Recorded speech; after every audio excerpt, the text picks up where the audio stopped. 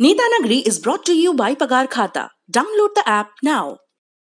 मालिक, क्या इस बार भी लेट होगा पगार? पप्पू का, राजू का, छोटू का, सबके पगार का हिसाब करेगा तेरा मालिक मिनटों में।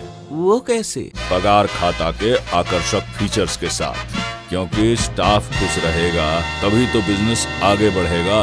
आज ही पगार खाता डाउनलोड करें। एक सभा में कुछ लोग बैठे हों, एक व्यक्ति एक बात कहे और दूसरा व्यक्ति उसकी तरफ जूता दिखाए। आप क्या कहेंगे? आप कहेंगे ये टकराव की शुरुआत हो सकती है।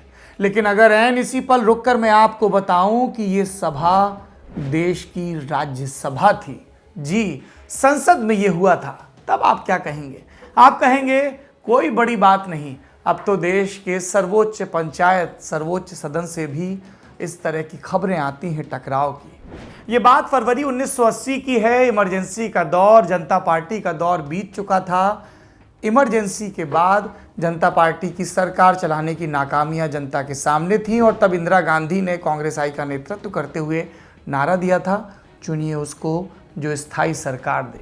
इसके अलावा एक और मुद्दा था, प्याज की बढ़ती कीमतें। लेकिन सत्ता में आने के 2 महीने बाद भी प्याज की कीमतों में कमी नहीं हुई थी और इसी को लेकर राज्यसभा में लोकदल से आने वाले सांसद रामेश्वर सिंह सवाल उठा रहे थे। जब उन्होंने सवाल उठाया, ये कहा कि प्याज की कीमतों में कमी नहीं है, सरकार अक्षम है वगैरह वगैरह, तो सत्ता पक्ष कांग्रेस के एक चर्चित सांसद जो बाद में लोकसभा के रास्ते भी दिल्ली पहुंचे, कल्पनाथ राय, भड़क गए और उन्होंने जूता दिखाया। जब उन्होंने जूता दिखाया तो दोनों तरफ से तकरार होने लगी और तब खड़े होते हैं एक भारी भरकम सांसद मोदी जी। वो मोदी जी जिनको देखकर लोगों के चेहरे पर मुस्कान आती थी, वो मोदी जी जिनके बोलने की प्रतीक्षा पत्रकार करते थे और जैसे ही संकेत मिलता था कि मोदी जी के बोलने का वक्त आ गया है, दीर्घाएं भर जाती थी। ये मोदी जी गुजरात से थे, ये मोदी जी गोधरा से थे, उस वक्त राज्यसभा में थे, पहले लोकसभा के भी सांसद रहे थे। इनका नाम था पीलू मोदी। पीलू मोदी खड़े हुए, उन्हें लगा बाकी लोगों को कि ये कुछ बीच बचाव की बात करेंगे और उन्होंने ऐसा ही कहा, हमेशा की तरह अपने मारक व्यंग तंज से भरे अंदाज में। उन्होंने कहा, अरे भाई, जो आदमी प्याज खाता है वो प्याज की बात करेगा, जो जूते खाता है वो जूते की बात करेगा, इसमें विवाद क्या है? सब तरफ ठहाके छूट गए। कल्पनाथ राय को अपने इस असंसदीय व्यवहार के लिए लज्जित होना पड़ा और सभा फिर से बहस के मोड में आ गई। सभाओं में बहस होती रहे, संवाद होता रहे, चाहे वो नेताओं के बीच हो चाहे जनता के बीच। नेताओं के बीच का संवाद और उन पर जनता की प्रतिक्रिया, इसको लेकर हम आते हैं लल्लन टॉप पर। नमस्ते, मेरा नाम सौरभ द्विवेदी है। ये लल्लन टॉप का वीकली पॉलिटिकल शो है जिसका नाम है नेता नगरी। अगर आपको पता चले कि आप सांसद को नहीं, और संवाद के लिए कम से कम 2 लोगों की जरूरत है हमारे इस कार्यक्रम में। दूसरे व्यक्ति, दूसरा पहलू लेकर आने वाले हर मसले पर हमारे नौजवान साथी, नौजवान पत्रकार निखिल, बहुत बहुत स्वागत आपका नेता नगरी में। शुक्रिया सौरभ। आज नेता नगरी की शुरुआत हो रही है पर्यावरण कार्यकर्ता दिशा रवि को मिले बेल ऑर्डर से। इसके बाद बहुत बहस हुई है। कई लोगों ने ये टूलकिट मामला था, जैसा दर्शक जानते होंगे। पर्यावरण कार्यकर्ता ग्रेटा थनबर्ग ने एक टूलकिट शेयर की थी जिसके अंदर कुछ लिंक्स थे। उसके बाद एजेंसीज ये जानना चाहती थी कि इस टूलकिट को बनाया किसने, और उस संबंध में दिल्ली पुलिस ने दिशा रवि को गिरफ्तार किया था और पूछताछ की थी। अब उनको बेल मिल गई है। इस फैसले को जिन्होंने लिखा है जज धर्मेंद्र राणा, अब वो 2 साइड से हमले का शिकार हो रहे हैं। पहला तो एक ट्विटर पे कई जगह आपको इस तरह की चीज़ें लिखी मिल जाएंगी, मिलॉर्ड के दिमाग को ठिकाने पे लगा दो, जुडिशियल है या पॉलिटिकल है। और सौरभ, बहुत मतलब ये फिर भी वो चीज़ें थी जो फिर हम कह के बता सकते थे। कई ऐसी चीज़ें थी जो नहीं कहनी चाहिए, सिर्फ इसलिए क्योंकि उन्होंने एक बेल ऑर्डर को पास कर दिया। फिर एक दूसरा साइड था जो उसको उनको इसीलिए घेर रहा था क्योंकि उन्हीं के सामने विचार के लिए सफूर अजगर का ऑर्डर आया था। तो अब इन दोनों ऑर्डर्स के कंपैरिजन में तो, क्योंकि हमारी एक्सपर्टीज नहीं है, लेकिन जितने एक्सपर्ट्स के लिखे हुए आर्टिकल्स को हम पढ़ पाए, फैजान मुस्तफ़ा वगैरह, उन्होंने इस बात की तरफ हिंट किया है कि क्योंकि वहाँ पे यूएपीए की धाराएं लगी थी, इसलिए जज ने दूसरी तरह से वहाँ कंसिडर किया। क्योंकि यूएपीए में ऐसा नहीं कि बेल नहीं होती है, पर बेल बहुत मुश्किल होती है और उनके सामने कई साक्ष्य भी पेश किए गए थे, वो जो सही या गलत हो सकते हैं वो सब जुडिस मामला है, लेकिन इसलिए शायद उन्होंने बेल नहीं दी हो। एनीवेज, तो इस तरह से जजेस जब अटैक किए जाते हैं सीधे नाम लेकर के या उनकी सोच को लेकर के, तो वो एक बहुत अच्छी चीज नहीं है सौरभ। ये बात लगातार कही जाती है कि फैसलों पर जरूर राय दी जानी चाहिए, लेकिन जजेस पर राय नहीं दी जानी चाहिए, जज पर मत दीजिए। और व्हाट अबाउटरी का भी एक क्लासिक केस है। ये अजीब चीज है, मतलब। और तो टूल किट को जैसे धर्मेंद्र राणा जो लिखते हैं अपने जजमेंट में, वो एक तरह से डीक्रिमिनलाइज करता है टूल किट को, प्रीमा फेसाई, है ना। एक तो इसलिए मुझे ऐसा लगता है क्योंकि वो पूरा वो जो विदेशी इंटरवेंशन वाली चीज थी वो एक तरह से डिमोलिश होती है, और वो एक रिएक्शन था नीजर। लेकिन एक बड़ी दिलचस्प चीज है, ऐसी ही एक कोट अनकोट टूल किट और थी सौरभ, जो गवर्नमेंट ऑफ इंडिया ने बनाई थी, जो हमारी एम्बेसीज को भेजी गई थी इंडियन पॉलिसीज के प्रचार के लिए। स्पेशल उसका स्पेशल फोकस इन्हीं पे था, क्योंकि ये इस सारे फॉलआउट को एक तरह से टैकल करने के लिए, विदेशों को बताने के लिए कि हम क्या करने जा रहे थे, है ना। इस टूल किट की जब जानकारी मांगी गई तो दी नहीं एम्बेसीज ने। और ऑब्वियसली जब ये किसी भी प्रचार अभियान के लिए कोई कुछ बजट तो आपको देना ही पड़ता है, फ्री में नहीं हो पाता है, तो उसकी भी जानकारी नहीं है। एनीवेज, तो टूल किट के बहाने बहुत सारी चीजें हुई हैं इस एक हफ्ते में, तो मुझे बड़ा दिलचस्प लगा ये पूरा मैटर जिस तरह से खड़ा हुआ और जिस नोट पे जाकर के खत्म हुआ। और मुझे सबसे ज्यादा दिलचस्प उसमें लगा है, उसमें एक बहुत ही जरूरी पंक्ति का इस्तेमाल किया गया है बेल पर ऑर्डर देते हुए, आनो भद्रो कृतो यंतु विश्वता, पूरी दुनिया से सर्वश्रेष्ठ विचार मेरी तरफ आए। उन्हीं विचारों को लेकर आगे बढ़ते हैं। सबसे पहले सुर्खियां। आज नेता नगरी में हम बात करेंगे नौजवानों के चलाए उन सोशल मीडिया ट्रेंड्स की, जिसमें रोजगार को लेकर केंद्र सरकार और अलग अलग राज्य सरकारों को कटघरे में खड़ा किया गया है। सबसे ज़्यादा निशाने पर नरेंद्र मोदी सरकार है। एसएससी में जो खामियां सामने आ रही हैं छात्रों के मुताबिक, उसको लेकर, और इसको लेकर भी इस पर चुप्पी क्यों साध रखी है सरकार ने। दूसरा विषय होगा गुजरात का, जहां पर हाल में नगर निकाय के चुनाव हुए। कांग्रेस बुरी तरह हारी, भाजपा ने पिछली बार से भी बड़ी जीत दर्ज की और अपने मजबूत किले को बरकरार करके रखा। सूरत में आम आदमी पार्टी एंट्री मारती है मुख्य विपक्षी दल के तौर पर, और अहमदाबाद में असदुद्दीन ओवैसी की पार्टी खाता खोलती है। इन सब का क्या परिणाम होगा? अब से ठीक 1.5 वर्ष बाद गुजरात में विधानसभा के चुनाव होने हैं 2022 के लगभग आखिरी में। तो इन सब पर बात करेंगे, अलग अलग राजनीतिक पहलुओं पर। विजय रूपानी का नेतृत्व, Amit Shah, BJP, RSS, Congress, Hardik Patel, Patidar factor आदि इत्यादि। तीसरे अंश में हम बात करेंगे कि बंगाल में अब क्या बदलती राजनीतिक स्थिति है, क्योंकि हम शुक्रवार को आपसे मुखातिब हैं और आज ही के दिन शाम के वक्त चुनाव आयोग जो निर्वाचन की पूरी समय सारणी है उसको प्रस्तुत करेगा 5 राज्यों की। तो बंगाल पर ज़्यादा फोकस है, उस पर बात करेंगे, और आने वाले दिनों में दूसरे राज्यों पर भी बात करेंगे। तो आइए शुरू करते हैं नेता नगरी। ये नेता नगरी का पहला विषय है। यदि इस विषय को कुछ लफ्फाजी, कुछ काव्यात्मक ढंग से और कुछ टीवी के स्लग के अंदाज में कहना होता तो मैं युवा क्रांतिकारी छात्र नेता गौरी शंकर पांडे को याद करता और युवा और उसके उल्टे वायु की बात करता। लेकिन मुद्दे की बात यह है, तथ्य की बात यह है कि देश के लाखों नौजवान हैं जो पढ़ाई छोड़कर सोशल मीडिया पर कुछ ट्रेंड्स कराने में बिजी हैं, क्योंकि उन्हें लगता है कि शायद इसी के सहारे तमाम मीडिया संस्थान, तमाम प्रेशर ग्रुप उनकी बात पर ध्यान दें और अंततः सरकार भी उनकी सुनवाई करे और जिन करेक्टिव मेजर्स की जरूरत है उन पर अमल करे। बात सिर्फ प्रधानमंत्री नरेंद्र मोदी को लक्ष्य करके चलाए गए कुछ हैशटैग्स की नहीं है कि मोदी रोजगार दो, मोदी जॉब दो। बात उन सारे राज्यों की है जहां पर अलग अलग दलों के हुक्मरान बैठे हैं और जैसे सबके कान मुंदे हुए हों। वेस्ट बंगाल से लेकर राजस्थान तक, यूपी, बिहार, झारखंड, मध्य प्रदेश, छत्तीसगढ़, महाराष्ट्र, सब जगह यही हाल है। इस हाल पर बात करने के लिए आज नेता नगरी में हमारे साथ 2 खास लोग मौजूद हैं। पहले तो हैं हमारे मेहमान, उनका परिचय करवा दूं।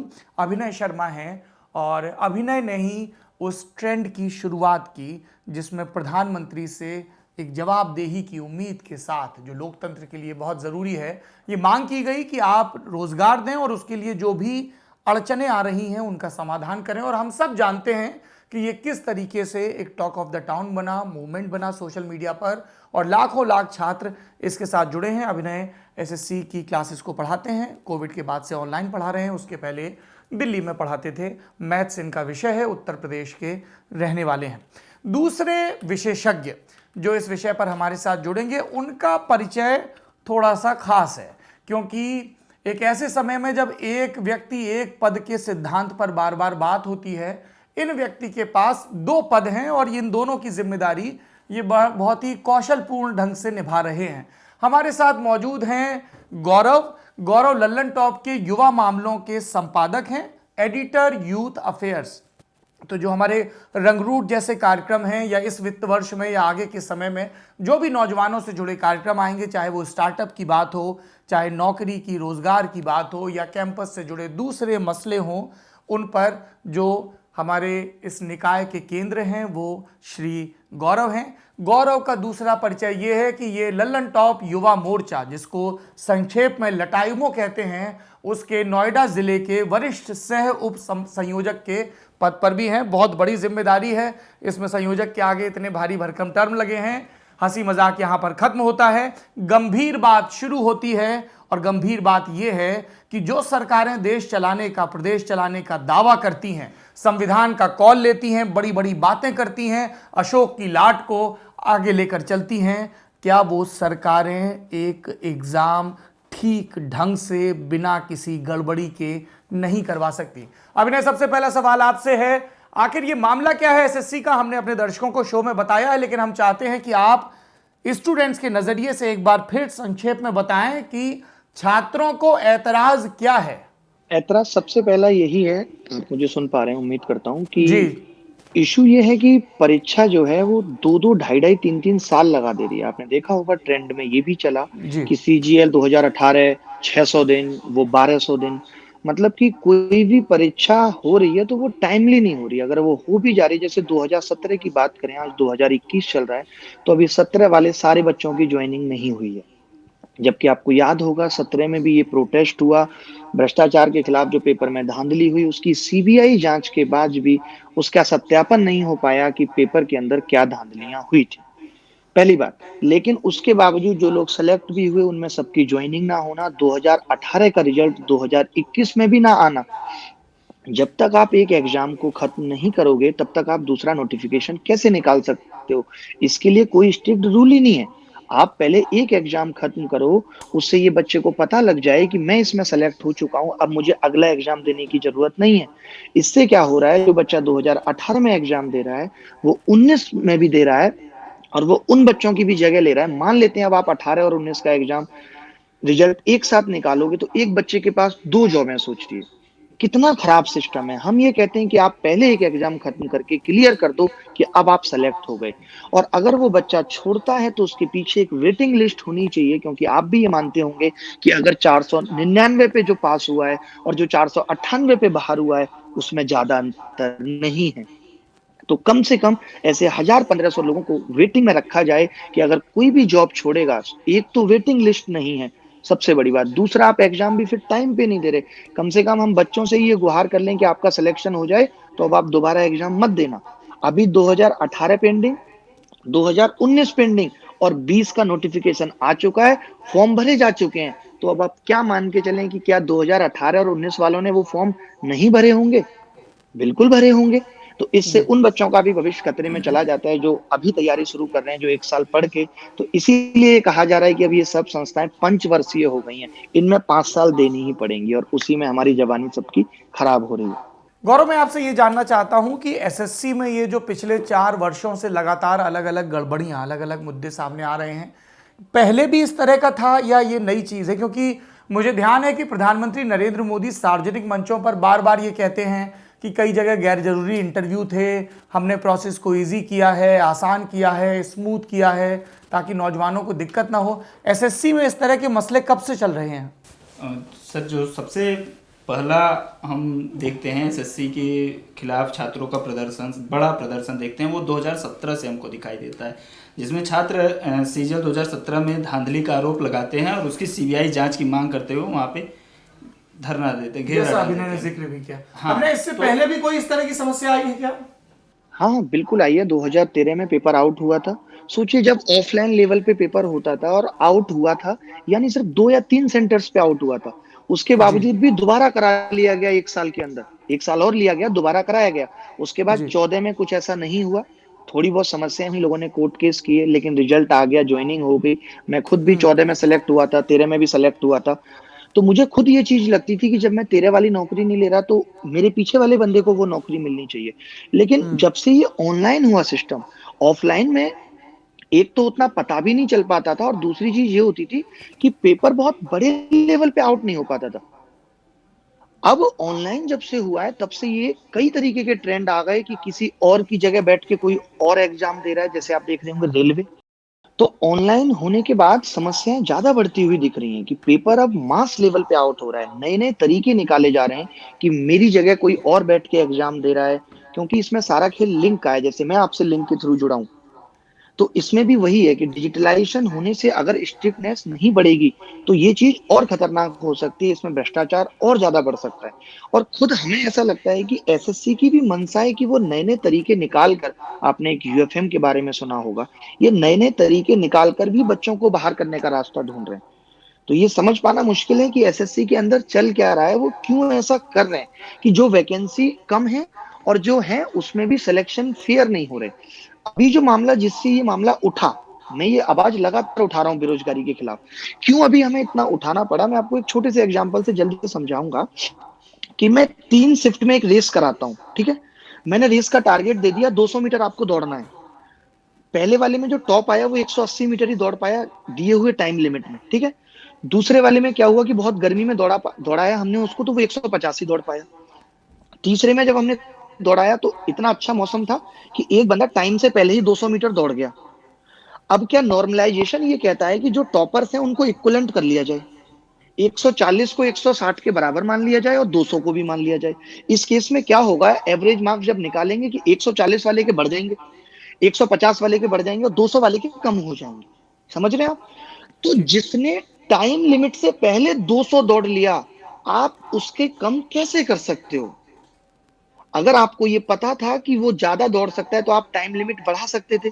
आप उसकी एबिलिटी ये कैसे बता सकते हो कि वो 200 ही दौड़ पाता? क्या पता वो और ज्यादा दौड़ जाता अगर आप कहते तो। आपने उसको कहा ही 200 था, इसलिए वो टाइम लिमिट में 200 दौड़ पाया। तो उसके आप कुल मार्क्स मिलाकर कम ये कह रहे हैं करना कि ये जो नाइंसाफी है। नॉर्मलाइजेशन का प्रोसेस है, जिसमें अलग अलग स्टूडेंट्स को अलग अलग सेट मिलते हैं, और फिर उन्होंने नॉर्मलाइजेशन के नाम पे ये कह दिया कि ये 2 मुश्किल पेपर थे, ये आसान था, इस पेपर में फॉल्ट है। मेरे ख्याल से आज की तारीख में सबसे बड़ा पॉइंट ऑफ कॉन्फ्लिक्ट यही है अभिनय। यस यस, बिल्कुल बिल्कुल। 200 मार्क्स आने वाले के मार्क्स कम कर देना, ये कहते हुए कि आपका पेपर इजी था। उसने नहीं कहा था आप पेपर इतना इजी बनाओ, वो तो ये कह रहा है कि मैं आधा घंटे में करके बैठ गया था, अपॉर्चुनिटी नहीं थी 300 लाने की। बिल्कुल। ये बताइए एक आखिरी सवाल, और फिर मैं अपने साथियों की तरफ बढ़ूंगा ताकि वो भी अपने हिस्से के सवाल पूछ सकें। जब ये सब आप लोग कैंपेन रन कर रहे हैं तो एसएससी का कुछ जवाब नहीं आता है कि हजारों लाखों छात्र विरोध प्रदर्शन कर रहे हैं, सरकार की एक संस्था की क्रेडिबिलिटी पर इतने गंभीर सवाल उठ रहे हैं, इसके बावजूद कोई सुधारवादी कदम नहीं, कोई रिस्पॉन्स नहीं। 6 महीने पहले ये जब किया था तो आया था। अभी क्या लगा ना कि लोग ये सोच रहे हैं कि अगर हम इनके ट्विटर कैंपेन पे जवाब देंगे तो ये ट्रेंड बन जाएगा।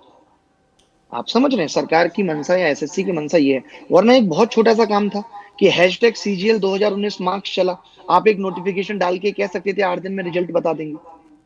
और ऊपर से सरकार ने ये कहा हुआ है कि हम सीईटी ला रहे हैं। आप एक छोटे छोटे इंस्टीट्यूट जो अलग हैं, एसएससी, रेलवे, ये अपने एग्जाम ठीक तरीके से नहीं करा पा रहे हैं 4-4, 5-5 महीने में। आप एक साल में 2 सीईटी कैसे कराएंगे? तो हमें शिकायत यही है कि सरकार जो हमें बता रही है कि हम ऐसा कर रहे हैं, उसकी प्लानिंग क्या है? क्योंकि अब सरकार की प्लानिंग पे हमें भरोसा नहीं रहा। मुद्दा ये है। अभिनय, आप जैसे बता रहे थे कि जैसे 2017 से एक तरह से एम्पलीफाई होता है मूवमेंट, लेकिन प्रॉब्लम पहले से है। 2013 का भी आपने उदाहरण दिया जब पेपर आउट हो गया था। मैं समझना चाहता हूं कि जो सोल्यूशन प्रेजेंट किया गया सरकार की तरफ से कि वो एनआरए लेके आएंगे, और बहुत गाजे बाजे के साथ में ये हुआ कि अब ये रिक्रूटमेंट को रेवोल्यूशनाइज कर देगा। कितना रेवोल्यूशन ले आई है सरकार इन 6 सालों में रिक्रूटमेंट प्रोसेस में? मैं अभी केंद्र की बात कर रहा हूँ। मैं ये कह रहा था कि आपने कहा कि सीईटी या जो एनआरआई की आपने बात की वो कितना % प्रभावी होगा, तो आजकल के प्रोसेस को देखते हुए, पिछले 8-9 सालों के एनालिसिस को देखते हुए तो नहीं लगता कि वो 1% से ज्यादा प्रभावी होगा। अच्छा, ठीक है। मैं एक चीज़ तो हम समझना चाहते थे कि आप जो इस तरह के सोशल मीडिया मूवमेंट चलाते हैं उस क्या उस तरह की प्लानिंग होती है या क्या मैकेनिज्म, क्योंकि एकदम ऑर्गेनिकली अगर ये होगा कि मैं ट्वीट करूंगा फिर ये तो ऐसे तो मतलब आप 30 लाख और 60 लाख जो आप नंबर्स कोट कर रहे हैं वहां तक पहुंचेंगे नहीं। ज़रूर आप लोग कुछ बात करते होंगे, तो वो क्या होता है? अभी टूलकिट की भी खूब चर्चा चल रही है। आप लोग किस तरह से इस तरह के मूवमेंट्स बिल्ड करते हैं, ये पहली चीज़। मैं आपको दिखाता हूँ कि जिस दिन ये मैंने वीडियो बनाया 7 बजे मैंने वीडियो जारी किया और 6:27 पे आई डिसाइडेड कि मोदी जॉब दो इस बार रहेगा, क्योंकि इस बार एग्रेशन था, क्योंकि हम लगातार वीडियो बना के सरकार को बार-बार कह रहे हैं, गुहार कर रहे हैं। अब आप अगर ध्यान नहीं देंगे तो थोड़े बहुत तरीके बदलेंगे। तो वही था कि मैं 6:27 पे, मैं इससे पहले भी बेरोजगारी पे काफी वीडियो बना चुका हूँ। जब सरकार पहले 5 साल के आखिरी चरणों में थी तभी मैंने बनाया। यूट्यूब पे टॉप 3 ट्रेंडिंग गया। अब तो हमारी वीडियो ट्रेंडिंग आना बंद हो गए। मेरे अप्रॉक्स यूट्यूब पे 2 मिलियन फॉलोअर्स हैं और उसके अलावा फेसबुक पे, टेलीग्राम, हर जगह से लोग हमसे जुड़े हुए हैं, क्योंकि मैं फ्री एजुकेशन चलाता हूँ तो बच्चों को मेरे ऊपर बहुत भरोसा है, वो दिल से मेरे साथ जुड़े हैं। आप देखेंगे कि आज के दौर में जहाँ लोग मोदी जी की बात को इतना लाइक करते हैं, वहां मेरी बातों को लाइक करने वाले लोग 2.5 लाख और डिसलाइक करने वाले 1 या 1,500 हैं। मतलब आपने समझ में आया हमको कि आपने वीडियोस बना के एक तरह से आउटरीच प्लान की। मैं एक आखिरी और मतलब एक छोटा जवाब चाहता हूं इस सवाल का कि क्योंकि आप बहुत टाइम से सिस्टम को देख रहे हैं, आप बता रहे थे थोड़ी देर पहले कि आपने सरकारी नौकरी की भी हुई है।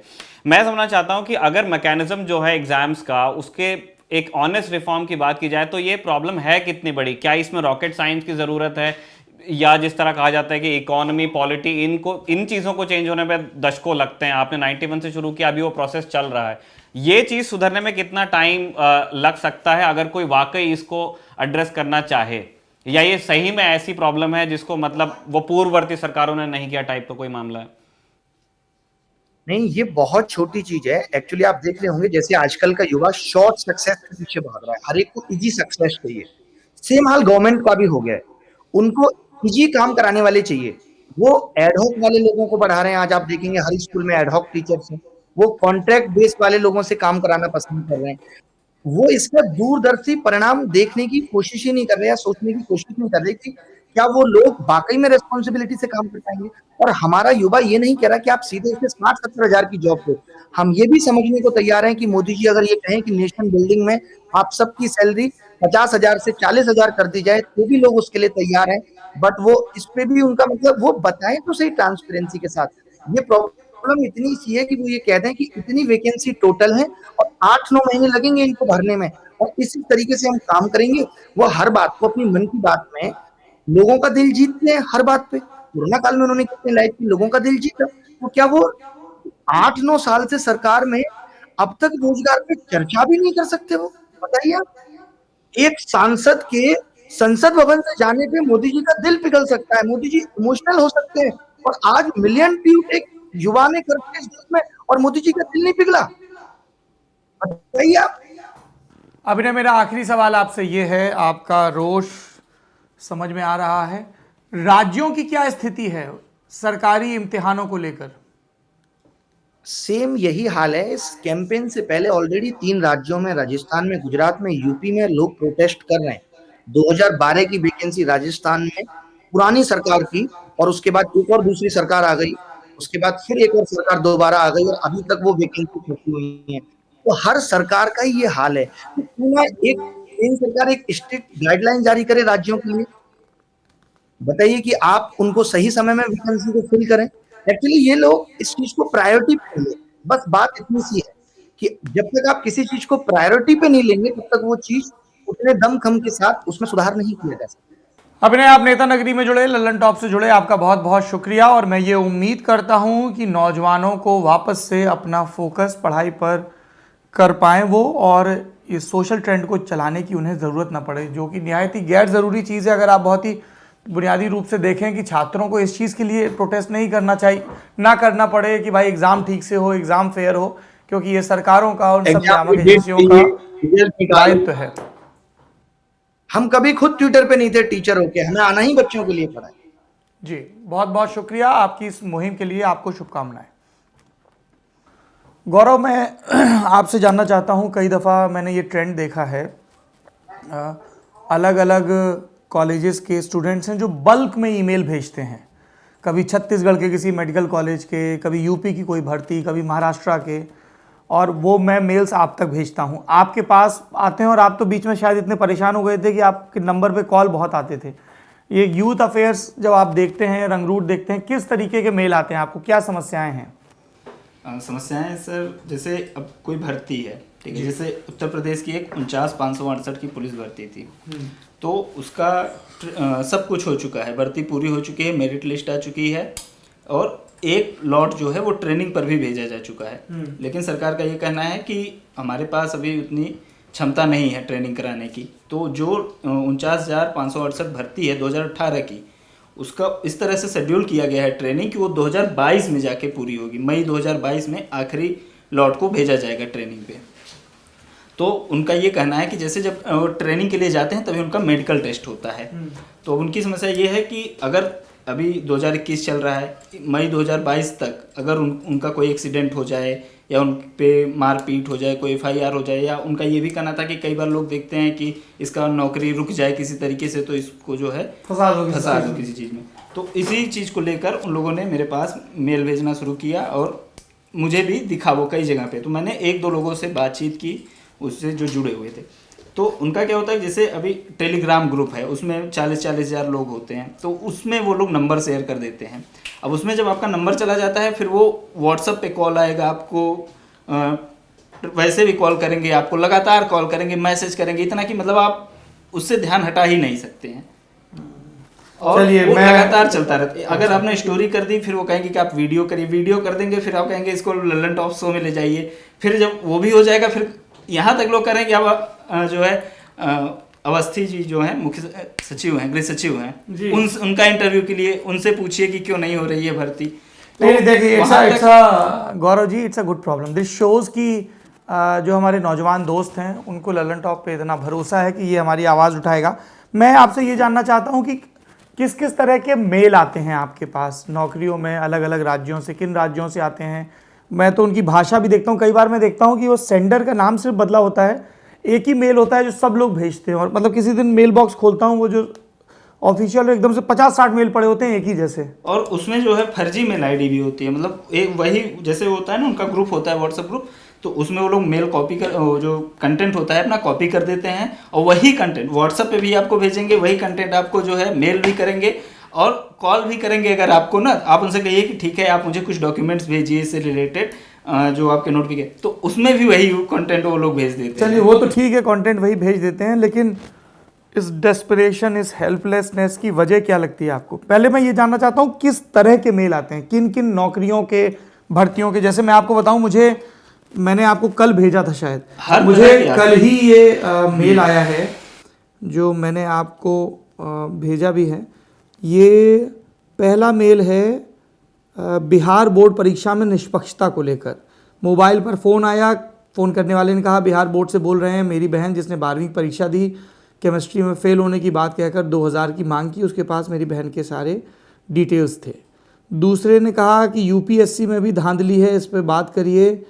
पिछले साल 2020 जनवरी में इंजीनियरिंग सर्विस एग्ज़ाम के प्रीलिम्स हुआ। हर साल उसमें सरकार के अलग अलग विभाग में एग्जीक्यूटिव इंजीनियर की पोस्ट में भर्ती होती है। इसमें मेजर डिपार्टमेंट इंडियन रेलवे होता है, लेकिन एक RTI से पता चला कि दिसंबर में गवर्नमेंट ने इंडियन रेलवे को ESE से बाहर कर दिया। फिर तीसरा एग्ज़ाम आता है अम्बेडकर यूनिवर्सिटी की तरफ से कि हम लोगों की फ़ीस स्ट्रक्चर ठीक नहीं है वगैरह वगैरह। इसी तरह की मेल आपको भी आती है? बिल्कुल सर, उसमें फीस स्ट्रक्चर भी होता है, उसमें फ़ीस ज़्यादा है, ये भी होता है, उसमें ये भी होता है कि हमको रिजर्वेशन सही से नहीं मिल रहा है, या जो भी चीज़ें होती है। उसमें UPSC की भी बात होती है, उसमें ये भी बात होती है कि हमारे स्कूल के ग्राउंड में पानी भर गया है, आप जो है हमारे अलग अलग तरह की। तो जब आप इन मसलों को लेकर सरकार से बात करते हैं तो क्या होता है सरकारी अधिकारियों का रुख? Are they sympathetic, are they full of empathy? कई बार तो अधिकतर मामलों में तो यही होता है कि सर वो कोर्ट ये कह के मतलब बच निकलते हैं कि सर मामला कोर्ट में है, इस पे हम कुछ नहीं कहना चाहते हैं। एक तो ये होता है। दूसरा, मैं SSC का आपको बताता हूँ। SSC को मैंने कितनी बार कॉल किया है ये मुझे खुद भी नहीं याद है। मतलब कोई भी मसला होता है, जब भी मैं कॉल करता हूँ चेयरमैन ऑफिस में, चेयरमैन PA जो होते हैं उनका नंबर, या एसएससी के जो चेयरमैन है उनका भी नंबर, जो इससे पिछले वाले थे उनको करीब मैंने 2 दर्जन तो कम से कम कॉल किया ही होगा अलग अलग स्टोरेज को लेके। जब उनका टेन्योर ख़त्म हो गया उसके बाद तो मुझे नहीं पता था कि वो अब हट गए हैं। मैंने एक दिन कॉल किया, उन्होंने उठा लिया, पहली बार था ऐसा कि उन्होंने उठाया जब उनका टेन्योर ख़त्म हो गया तब। तो उन्होंने कहा कि अब तो मैं नहीं हूँ, बस हाँ अब तो मैं नहीं, अब तो मैं नहीं। हाँ, इसके अलावा मतलब उससे पहले उन्होंने कभी नहीं उठाया। एक अभी 2 दिन पहले जब ये ट्रेंड शुरू हुआ था तब भी मैंने कॉल किया था, तो वहाँ पे चेयरमैन ऑफिस में किसी ने रिसीव किया, मैंने उनसे नाम पूछा या पद भी पूछा तो नहीं बताया। उन्होंने ये कहा कि आप हेल्पलाइन नंबर पे क्यों नहीं फ़ोन कर रहे? तो मैंने कहा कि हेल्पलाइन नंबर तो आपका लगता ही नहीं है, फ़ोन कट गया। वाह, हेल्पलाइन नंबर उनका ऐसा है कि कभी भी नहीं लगता है, मतलब कितनी भी बार आप ट्राई कर लीजिए। और क्या कोई ऐसा हेल्पलाइन नंबर है जिस पर फोन करके इस बारे में शिकायत की जा सके कि तमाम सरकारी महकमों के हेल्पलाइन नंबर को हेल्प की ज़रूरत है क्योंकि वो हमारी हेल्प नहीं कर पा रहे हैं? और जो छात्र प्रोटेस्ट कर रहे हैं उनकी भी एक बड़ी मांग ये है कि हमको अगर एसएससी से बात करना हो तो हम कैसे करें, एक ग्रीवांस सेल क्यों नहीं है वहाँ पे।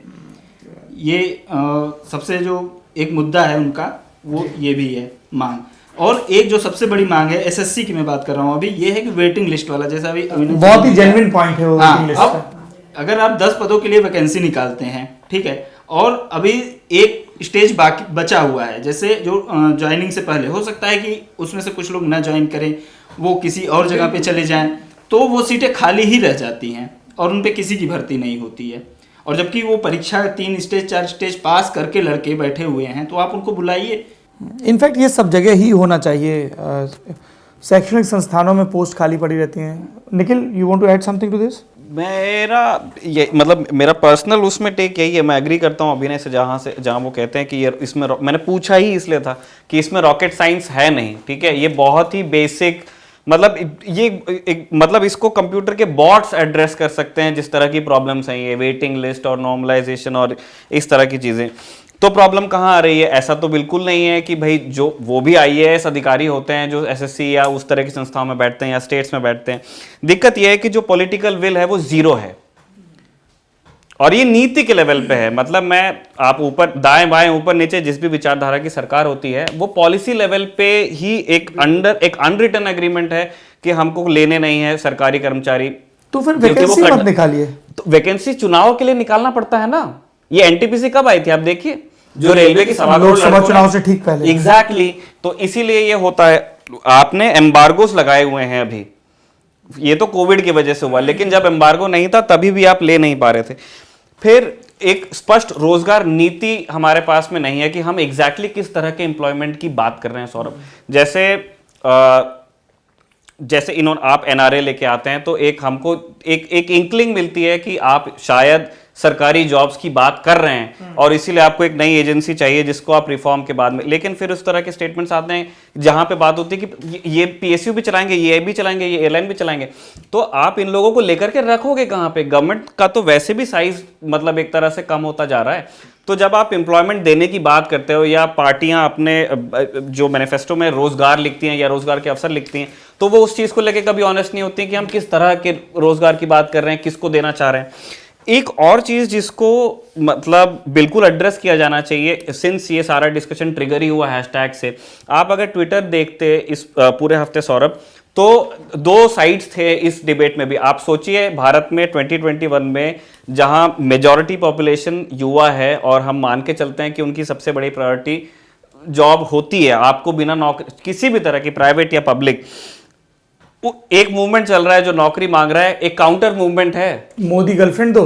मोदी गर्लफ्रेंड दो को मैं दावे से नहीं कह सकता कि वो काउंटर मूवमेंट था, लेकिन आरक्षण हटाओ रोजगार पाओ, ये तो काउंटर मूवमेंट ही है, ठीक है। और इस तरह के कई हैशटैग्स चलते हैं। मतलब जब आप कोई एक बड़ा हैशटैग ट्रेंड कर रहे हैं, लड़के आपको दिखेंगे कि एक सिस्टमैटिकली ये, इसलिए मैंने उनको टूल किट का पूछा था भाई कि तुम भी जाओगे अंदर, तो तब आपको मिलता है कि एक बहुत ट्रिवियल हैशटैग लगातार ट्रेंड किया जाएगा, उस तरह की मतलब फजूल की बातें होती जाएंगी और वो धीरे धीरे आपके इंडिया ट्रेंड्स में ऊपर। और इसमें मैंने एक चीज भी गौर की है कि अमूमन जरा सी कोई चीज होगी सोशल मीडिया पे, अगर उन लोगों के पॉलिटिकल नैरेटिव को, सत्तारूढ़ बीजेपी को, नरेंद्र मोदी सरकार को सूट करती है, तुरंत उसको पिक कर लिया जाएगा। इतना बड़ा ट्रेंड चल रहा है। हाँ। प्रधानमंत्री की, उनके मंत्रियों की पूरे देश पे नजर रहती है। आप क्यों नहीं बोल रहे हो कि हाँ भाई गड़बड़ियां हैं, विद्यार्थियों ने ध्यान दिलाया है, हमें 1 साल का वक्त दीजिए, हम इसको फिक्स करेंगे। आप बोलिए ना, अकाउंटेबिलिटी के साथ बोलिए, एक्सेप्ट करिए कि भाई ये नॉर्मलाइजेशन का जो प्रोसेस है इस पे कंप्लेन मिली है, we will do something about it. इसमें क्या दिक्कत है भाई? वो प्रॉब्लम टेक्निकल या ब्यूरोक्रेटिक है ही नहीं, मैं यही तो कह रहा हूं, इट्स वो पॉलिटिकल प्रॉब्लम है। और यही चीज राज्यों में आप देखिए, नरेंद्र मोदी कुछ बोलेंगे तुरंत उधर से ममता बनर्जी का बयान आएगा, अशोक गहलोत का बयान आएगा, भूपेश बघेल का बयान ये आएगा, कोई नेता नहीं और बोल समर्थन में योगी आदित्यनाथ का बयान आएगा, शिवराज सिंह का बयान आएगा। अब जब हमने खुद अपने शो में एक एक करके राजस्थान, उत्तर प्रदेश, छत्तीसगढ़, मध्य प्रदेश, बिहार, बंगाल, झारखंड सबकी पोल खोली है, किसी का बयान नहीं आ रहा है। आप सत्ता में हैं, आप विपक्ष में हैं, जहां सत्ता में जाते हैं सबका चरित्र एक जैसा है, अपने में चुप्पी साध लो और दूसरों के में बयानवीर बन जाओ। मैं उम्मीद करता हूं कि नौजवानों के इतने बड़े आंदोलन के बाद अगर राज्य सरकारों के भीतर और केंद्र सरकार के बीच थोड़ी भी नैतिकता बची है तो वे इन नौनिहालों, इन नौजवानों की आवाज़ और इनके कंसर्न्स पर ध्यान देंगे।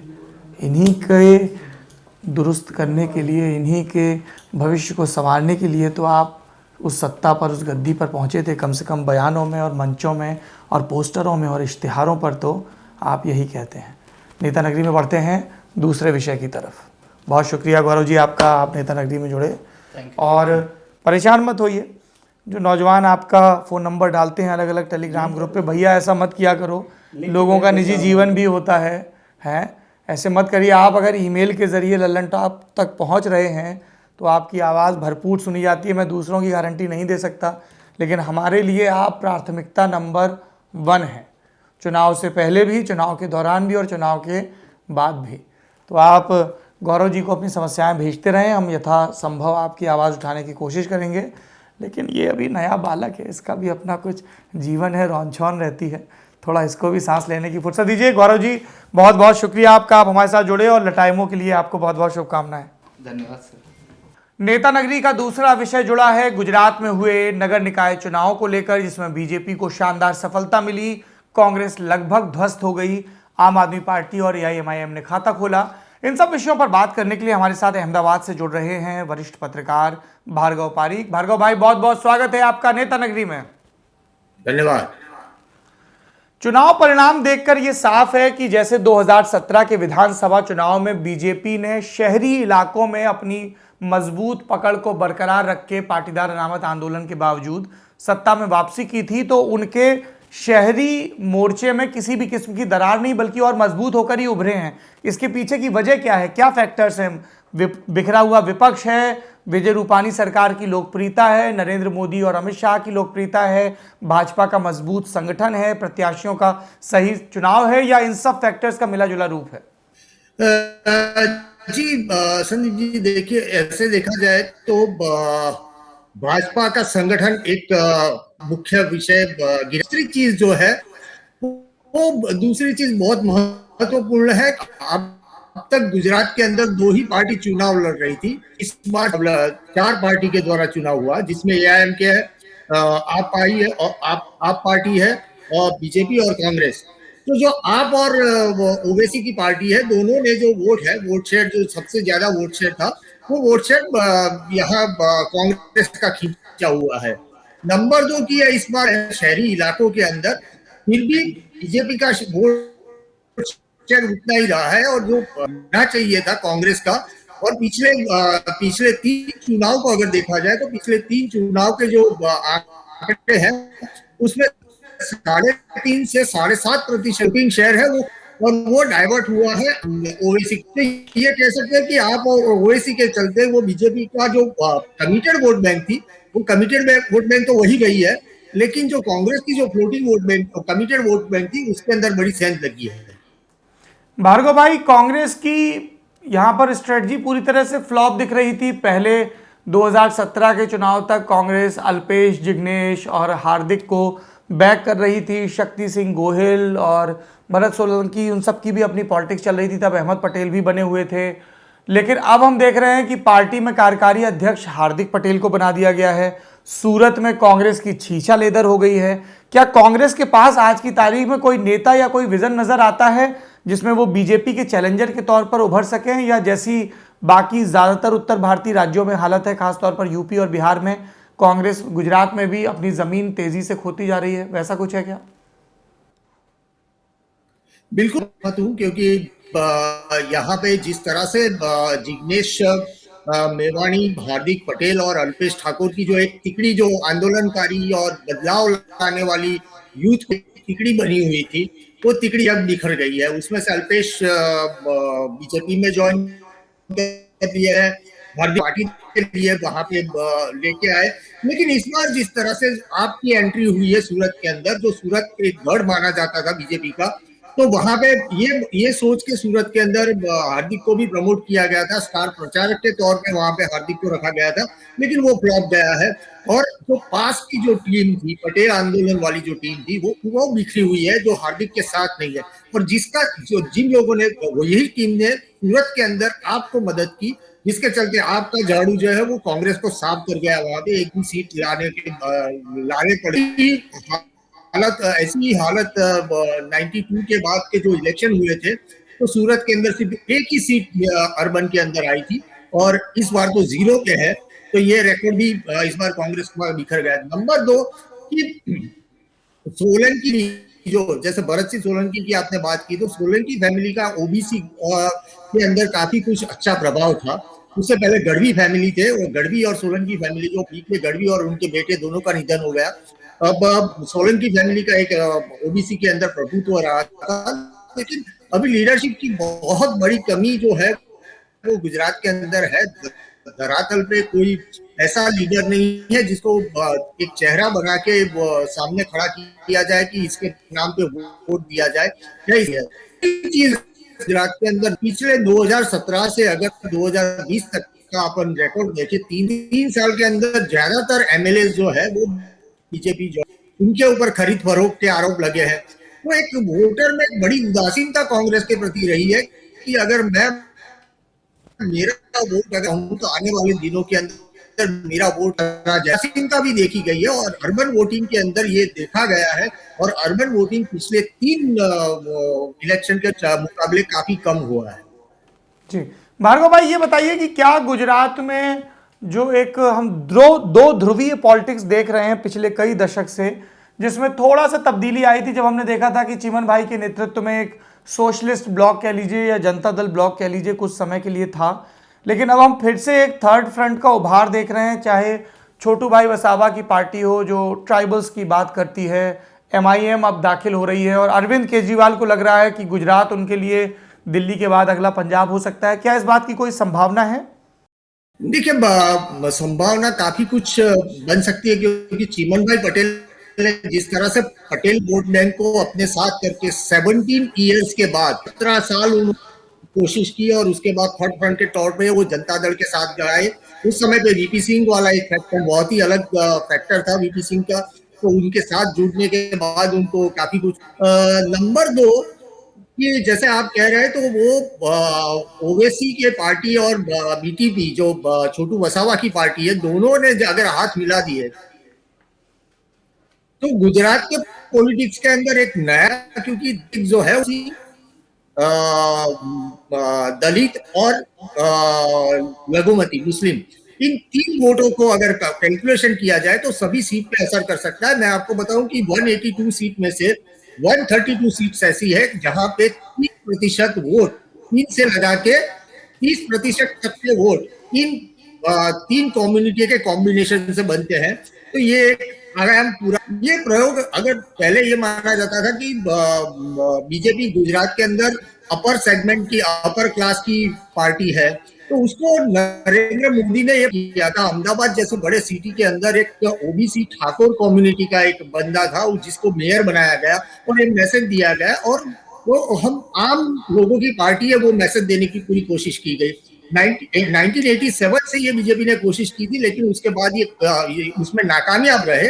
तो 2007 के इलेक्शन के अंदर उन्होंने देखा कि ओबीसी का वोट शेयर जो है वो कुछ कांग्रेस की तरफ दिख रहा था, तो उसकी की गई, और ये कोशिश इस तरह से की गई। लेकिन जिस तरह से अभी ये कॉम्बिनेशन बन रहे हैं, वो तो एक गुजरात की राजनीति में थर्ड फ्रंट नहीं हुआ है, लेकिन ये इस बार अगर ये कॉम्बिनेशन बनता है आदिवासी, मुस्लिम और दलित का, तो मैं ये मानता हूं कि आने वाले दिनों के अंदर एक नया आयाम गुजरात की राजनीति में खड़ा हो जाएगा।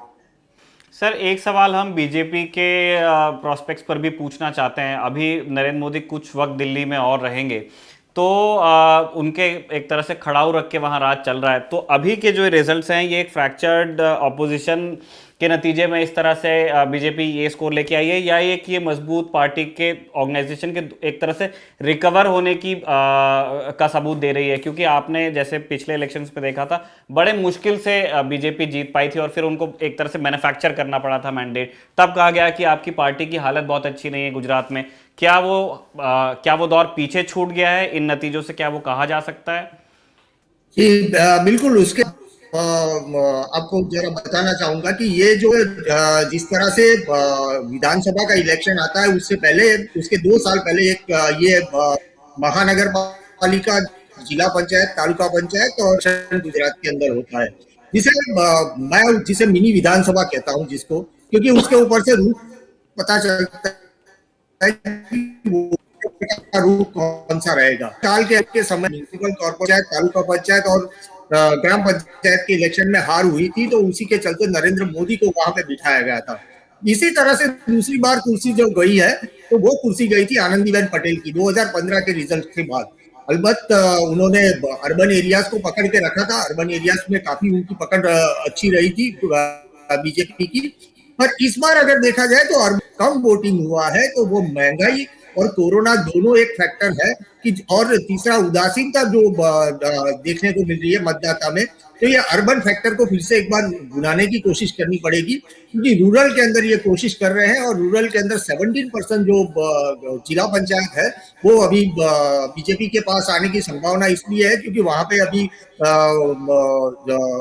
अनकॉन्टेस्टेड विन बीजेपी की हो गई है ऑलरेडी।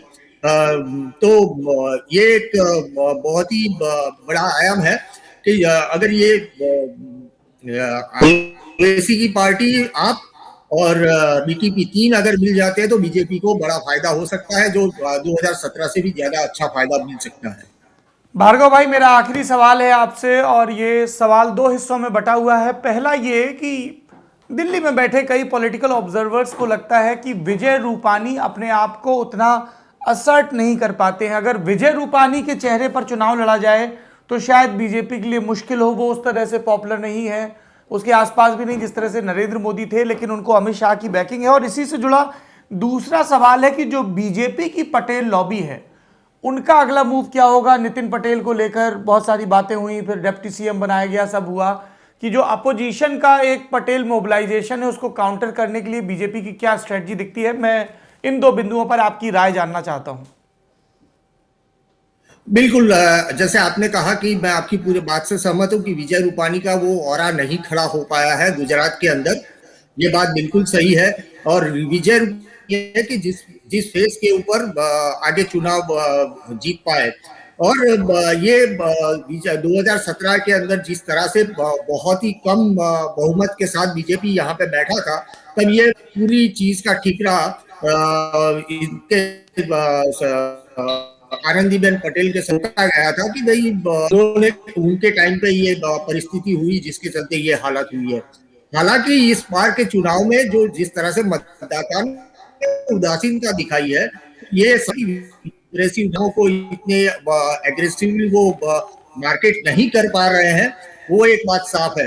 रही दूसरी बात, जिस तरह से पटेल की आपने बात की, तो पटेल फैक्टर जो है वो पहले से पटेल फैक्टर वो कमिटेड, बीजेपी का कमिटेड वोट कर रहा है, और उसी को तोड़ने की कोशिश वो हार्दिक को यहाँ लाने की गई। अब आप देखिए कि ओबीसी फैक्टर को बचाने के लिए 2017 के चुनाव के बाद ओबीसी फैक्टर को बचाने के लिए यहाँ जो सबसे बड़े ओबीसी के नेता है, कोली समाज के नेता को उन्होंने बीजेपी ने अपने साथ ले लिया, पटेल समाज के कुछ नेताओं को अपने साथ ले लिया है, जो कांग्रेस के चुन के आए थे, पाटीदार आंदोलन के बाद चुन के आए थे, जो ध्रुवीकरण जो हुआ, तो उनको वो फिर से वापस बीजेपी में लेके आए। और इस बार वो जो पटेल फैक्टर है, जैसे मैंने आपको सूरत में बताया कि सूरत को ये पटेल फैक्टर ने ही, पास वाले पटेल फैक्टर ने ही मदद की है, वरना 2017 का जो चुनाव था वो सूरत के चलते ही 99 सीट बीजेपी की आई थी, वरना वो सीट कम आती तो बीजेपी के लिए मुश्किलें बहुत बढ़ जाती। वो आपके तो ये कहीं ना कहीं पटेल जो फैक्टर है वो सूरत के अंदर उसका प्रभाव देखने को मिल रहा है। और यहाँ पे जो गुजरात के अंदर, गुजरात के और इलाके के अंदर जो पटेल फैक्टर है 72 सीट पे प्रभावी है, तो वो फैक्टर अगर आपके साथ जुड़ता है तो वोट तोड़ने की काफी कोशिश की करेगा। भार्गव भाई, आप हमारे साथ पूरी बातचीत में जुड़े, बहुत बहुत शुक्रिया। अपने स्वास्थ्य का खूब ध्यान रखिए। Thank you so much. Nikhil, आप गौर करिए, मुझे हमेशा से ये बड़ा दिलचस्प रहा है कि महाराष्ट्र के नॉर्थ में आप देखेंगे तो दो बड़े नेबरिंग स्टेट हैं, एमपी और गुजरात। आरएसएस सबसे पहले यहाँ पर पहुँचती है ना। अलग अलग शब्द चलते हैं पॉलिटिकल साइंस में, हिंदुत्व की प्रयोगशाला वगैरह वगैरह। गुजरात के अंदर एक हिंदू नेशनलिज्म को लेकर एक आप जागरूकता का भाव कह लीजिए, या एक सेंस ऑफ बिलोंगिंग या सेंस ऑफ विक्टिमहुड, वो सारी चीज़ें थीं। सोमनाथ मंदिर की वजह से आप कन्हैया लाल माणिकलाल मुंशी की राइटिंग्स देखेंगे जिसका बहुत प्रभाव है नरेंद्र मोदी, अमित शाह, इन सब पर। तो वो एक मानसिकता है जो वहाँ पर खूब काम करती है। 2002 के दंगों की बहुत बात होती है, लेकिन अहमदाबाद में सांप्रदायिक दंगों का एक बड़ा इतिहास रहा है, यही कहने वाला चोरेबाजी का, इन सब का। और कई भाजपा समर्थक कहते हैं कि आपने 2002 के बाद क्या किसी दंगे के बारे में सुना? ये उनका आर्ग्यूमेंट होता है, जिस पर आप बात कर सकते हैं बहुत।